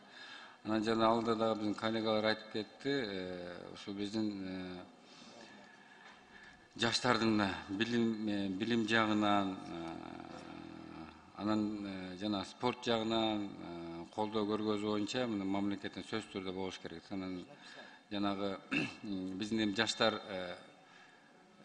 коомчулукта биздин жаштардын өзүнүн орду бар да, негизи. Ошону анан туура идеологияда алып барганын биз мындай сунуш айтып элек да. Эми ар кандай азыр жанагы батыш жактан ар кандай бир мындай жаштар мындай тез алат го, мындай маалыматтык бир информациялардычы. Анан ошонун бирде биздин өзүбүздүн үрп адаттарыбыз, кыргыздын улуттук үрп адаттарыбыз бар да. Ошону эле биздин жаштарыбыз эле ошо идеологиябызды мындай бактап чыгарыш керек да Кыргызстанда. Анан биз өзүбүздүн мурунку тарыхыбызды унутпашыбыз керек. Ошо мына жаштардын иши да ушул алып барышканчы. Анан биз башка жактан эле алып эле берден түптөп эле мындай сыртқа чыгарган болбош керек да. Вот ошон үчүн мен ушу жаштарга каалоо тилектерди айтат элем. Биздин өзүбүздүн өткөн тарыхыбызды ушу коомчулукта туура жайылтууда идеология деген да. Биз эч качан өзүнүн идеологиябызды унутпашыбыз керек да. Азыр жанагы интернет, Facebook деген бир эмелер чыгып атпайбы? Ал жерден карасаң бүт жаштар башка идеологияга бурулуп кеткен да. Башка идеологияда жүрүшөт алар. Ошоларды көрүп молодежь деп коет, анан жанагы жаштар деп коет, юноша деп коет. Ошо молодежьду көрүп туруп, ошодон мындай тарбия алышат да, ошоктон бир каякта маалыматтарды алат да.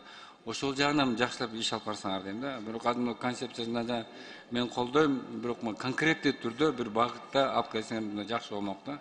Ошон үчүн мен бир эле сунушум, биздин өтүп кеткен тарыхыбыз, биздин үрп адаттарыбыз, маданиятыбызды ушу жаштар коомчулукка жайылтып, ошону алып барууда. Мен ошону мындай сунуш катары айтып кетем да. Рахмат. Рахмат, эске алабыз. Рахмат. Рахмат. Биринчи процедурный. Рахмат. Мен сунуш катары айтып коеюн, жооп бергичтин кереги жок. Бизде 31-32 жыл болуп атат эгемендүү мамлекет болгонубузгачы. Ошондон бери улуттук идеологиябыз дагы, мамлекеттик идеологиябыз дагы, ошол эле мезгилде жаштардын уюмунун дагы өзүнүн накта идеологиясы жок да.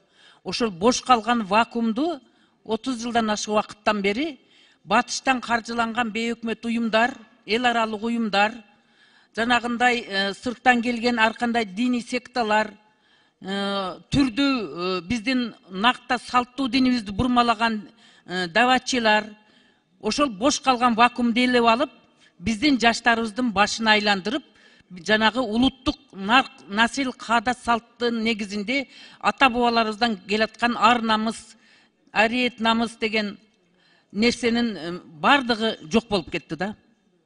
Ошон үчүн бүгүнкү күндө жаштардын арасында турмушка салкын көз караш менен, жеңил көз караш менен болуп ажырашуулар өтө көп. 10 бала үй бүлө үйлөнсө, 1 жылдын ичинде ошонун 5-6-сы сөзсүз түрдө ажырашат. Тирүү жетимдердин саны көбөйгөнү өтө көп болуп атат. Бир эле ошо кадр болуп, саясатка аралашып, шайлоого катышып депутат болуш эмес, биздин жаштарды тарбиялай турган маселебиз өтө көп. Ошондуктан жанагы бош калган вакуумду силер ошол жаштар министрлиги өзүңөрдүн баягы мен айткан вертикалдык түрдөгү баштапкы уюмдарыңарды уюштуруп туруп, мыйзам аркылуу куралданып алып туруп, мына ушул мыйзам азыр концепциясы келип атат. Экинчи окууга келгенде кеңейтип иштеп туруп, жаштарды катыштырып, мыйзамды парламенттик укууга чейин өткөрүп, комитеттин деңгээлинде барганда мыйзам менен силер алдыга чыксаңар болот да. Себеби мыйзам менен корголушуңар керек. Силер ушундай бир конкреттүү иштерди жасабай атасыңар. Ошондуктан жанагы батыштан каржыланган бейөкмөт уюмдар жөнүндө мыйзамды мен алып чыксам, мени жаманатты кылып жазып атышпайбы? Күнүгө мына бүгүн дагы карикатура кылып, ар нерсе кылып мен жекече асылып атат. Ошол мыйзамды мына жаштар силер алып чыга тургансыңар. Силердин жасай турган ишин ордуңарды ошолор ээлеп алып туруп, көрүнгөн туура эмес батыштын идеологиясын жаштарга сиңирип, жанагындай гейлерди, ЛГБТларды уюштуруп, эркек менен эркек жашаса болот, кыз менен кыз жашаса болот деген идеологияны жок кылып, ыйман, ынсап, адеп, ахлак, ариет, намыс деген жок болуп баратат. Силердин өзүңөрдүн накта жасай турган ишиңерди жасабай атасыңар. Ошон үчүн мен дагы кайталап айтам, мына мыйзамды келип, бизге окшогон тажрыйбасы бар адамдар менен чогулуп туруп, идеяны угуп, мыйзамдаштырып, кеңейтип жазыш керек. Себеби мыйзам силер үчүн эртеңки жасай турган ишиңер, тандаган багытыңар болуш керек. Ушуну эске алыңыз сиз. Себеби жаштар жөнүндө мыйзам өзү биринчи жолу келип атат. Ушундан пайдалангыла дагы күчтүү мыйзамды алып чыгып, анан жаштарды ушу мыйзам. Кийинки сөз суроо берүү үчүн Таштанбеков Акбөкөндү көрүлөт. Мен суроо эмес, урматтуу Союзбек мырза, да бир сунушум бар. Сизде ошону бир өкмөт менен согласовать этип, биздин таланттуу мектепти бүткөн таланттуу балдарыбыз бар. Жанагы Лига Плюща деп коет. Ошонун жок дегенде бир 30 рейтинг менен 30 местага чейин турган окуу жайларга өтүп калсак окустан, ошону мамлекет же каржыласа, же болбосо жанагы эмеси пайызы жок кредит берилсе, жакшы болот эле да. Эмне үчүн дегенде бизге специалист керек. Анан ушул мыйзамга киргизип койсок, баягы мамлекет, өкмөт өзүнө керектүү ушундай кесиптерди, жанагындай эл аралык экономисттер, бүгүн эл аралык юристтерибиз жок. Ошондой вуздарды бүткөн, Америка, же болбосо Британиянын мыйзамдарын билген көптөгөн ушундай эмелерибиз бар да. Ошолор кокустан өтүп калса, мамлекет төлөп берсе, же болбосо кредит берсе, вообще сонун болот эле да. Эмне үчүн дегенде эми ачыгын айтыш керек. Кыргызстандагы көп вуздар тилекке каршы жакшы специалисттерди даярдабай калды. Бар саны менен эле акчанын артынан кууп, ошондуктан баягы экинчи окууга чейин ушул менин сунушумду ушу мыйзамга киргизсек, анан кийин силерде өзүңөрдүн жанагы кесиптик мыйзамга да киргизсек ушуну аябай жакшы болот эле да. Бизде таланттуу чын эле ошол жака өтүп кете тургандар бар студенттерибизчи. Бирок тилекке каршы жана акчаларын төлөй албай барбай калып атат. Эгерде мамлекет ошол жаштардын эмесин өзүнө алса, жок дегенде жана пайызсыз кредит берсе, Россияда башка мамлекеттерде бар да, бизде жок болуш керек ошондой кредиттер, туура окууга. Ошондой кредиттерди жок дегенде киргизишибиз керек да. Ошондо мындай пайдалуу болот эле да. Ошол сунушумду эске алып койсоңуз, рахмат. Рахмат, эске алабыз. Рахмат. Кийинки сөз суроо берүү үчүн Сурабалдиева Эльвира Жыргалбековна берилет. Рахмат, урматтуу министрдин орун басары. Бүгүнкү күндө жаштардын саны канча? Кыргызстандын калкынын канча бөлүгүн түзөт? Жалпы калктын 24%-ын түзөт, 1.600.000 ашык жаштар. Ошондо канча жаштан канча жашка чейин айтасыздар? 14 жаштан 28 жашка чейинки. 14 жашка чейинкилерди алсак, анда 3/1 бөлүгү калкыбыздыкы жаштар экен, туурабы? 30 жашка чейин жалпы калктын 30 жашка чейин көрсөткүчү 58%-ды түзөт да. Теңинен көбү жаш муун деп эсептесек болот. Жарымынан көп экен. Ооба. Биринчиден, эми мындайда акыл үйрөтө турган сөзсүз түрдө адамдар көп болот да. Бирок мыйзамыңарды алып келдиңер, туура, ошондон баштасаңар, андан кийин күчтө турган мыйзамдарды алып келет болуш керексиңер. Колдойбуз. Менден дагы бир суроо, жанакы стипендиялар берип жатпады беле, мамлекеттик, президенттик стипендиялар. Ошондо канча адам ошол стипендиялардын аркасы менен кайсы өлкөлөргө кетти окууга? Билесиздерби? Кайсы мамлекеттер? Эл үмүтү стипендиясы боюнча сөз болуп жатат. Ал боюнча Билим берүү министрлиги иш алып барып атат. Биз маалымат тактап сизге берели. Чет өлкөдө да, туура, чет өлкө окууга.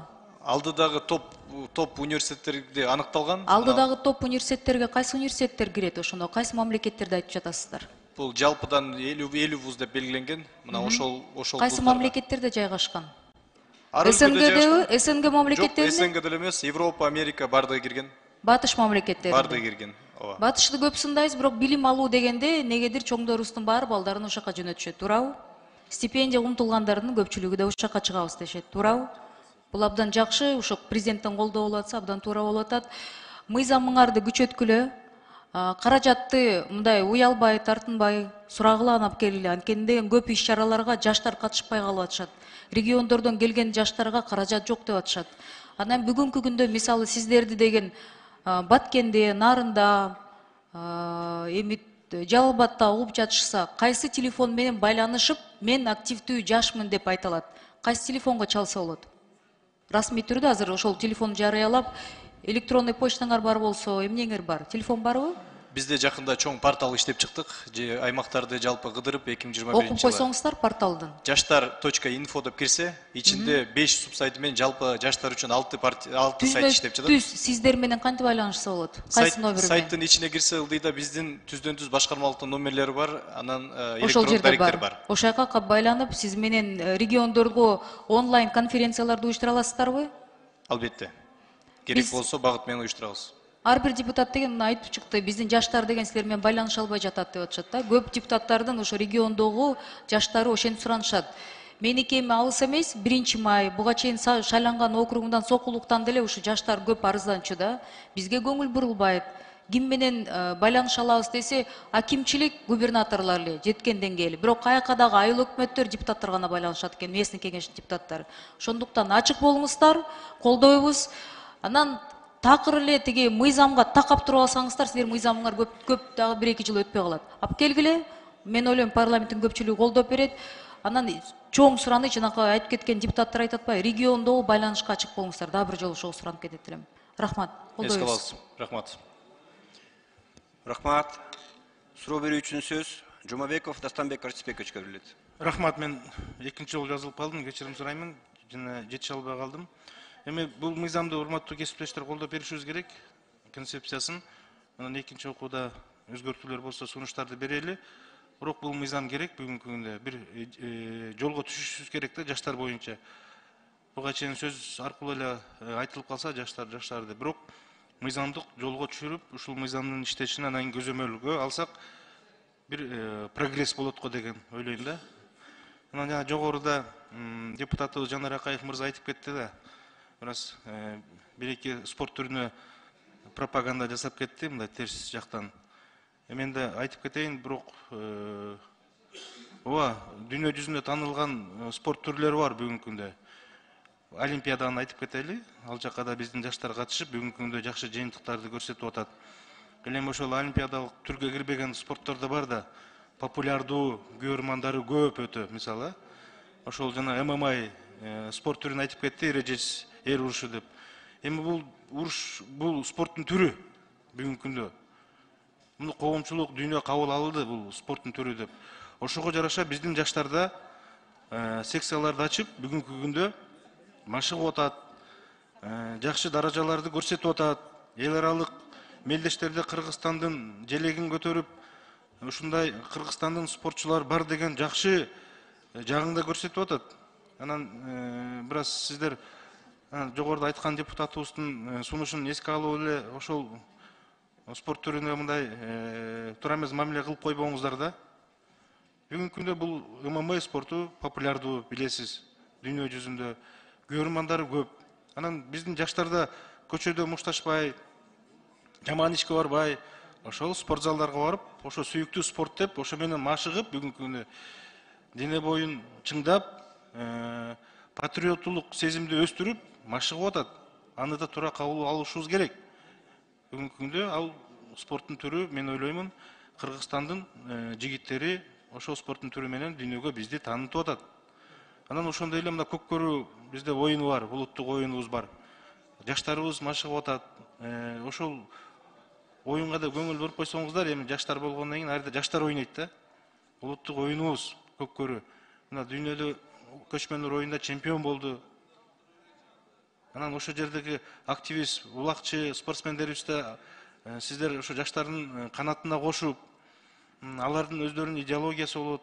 Ошолорду угуп, ошол спортту дагы кантип өнүктүрүү иретинде алардын сунушун алып, айрдан чыккан жаштарды ушул коомдук ишке тартып, алардын да баягы моралдык жактан духун көтөргөн деген сунушту айткым келет да. Мисалы, бүгүнкү күндө көрөрмандар эң көп спорттун түрү бул ушу көккөрүү.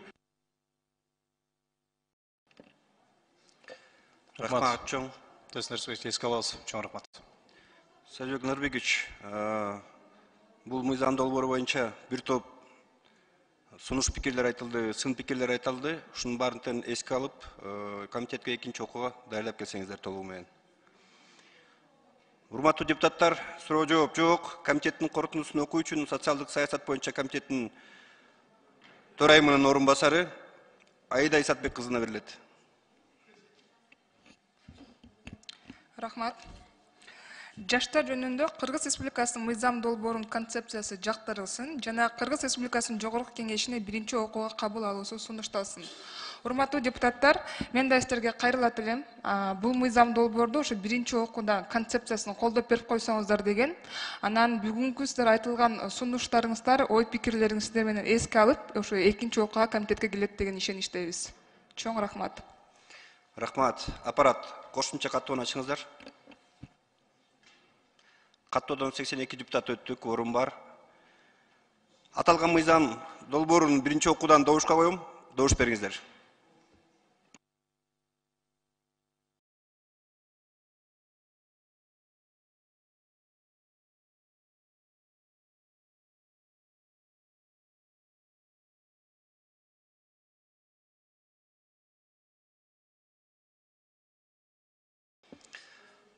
Макул 58, каршы 2, баары 60, катталды 82. Аталган мыйзам долбоору биринчи окуудан кабыл алынды.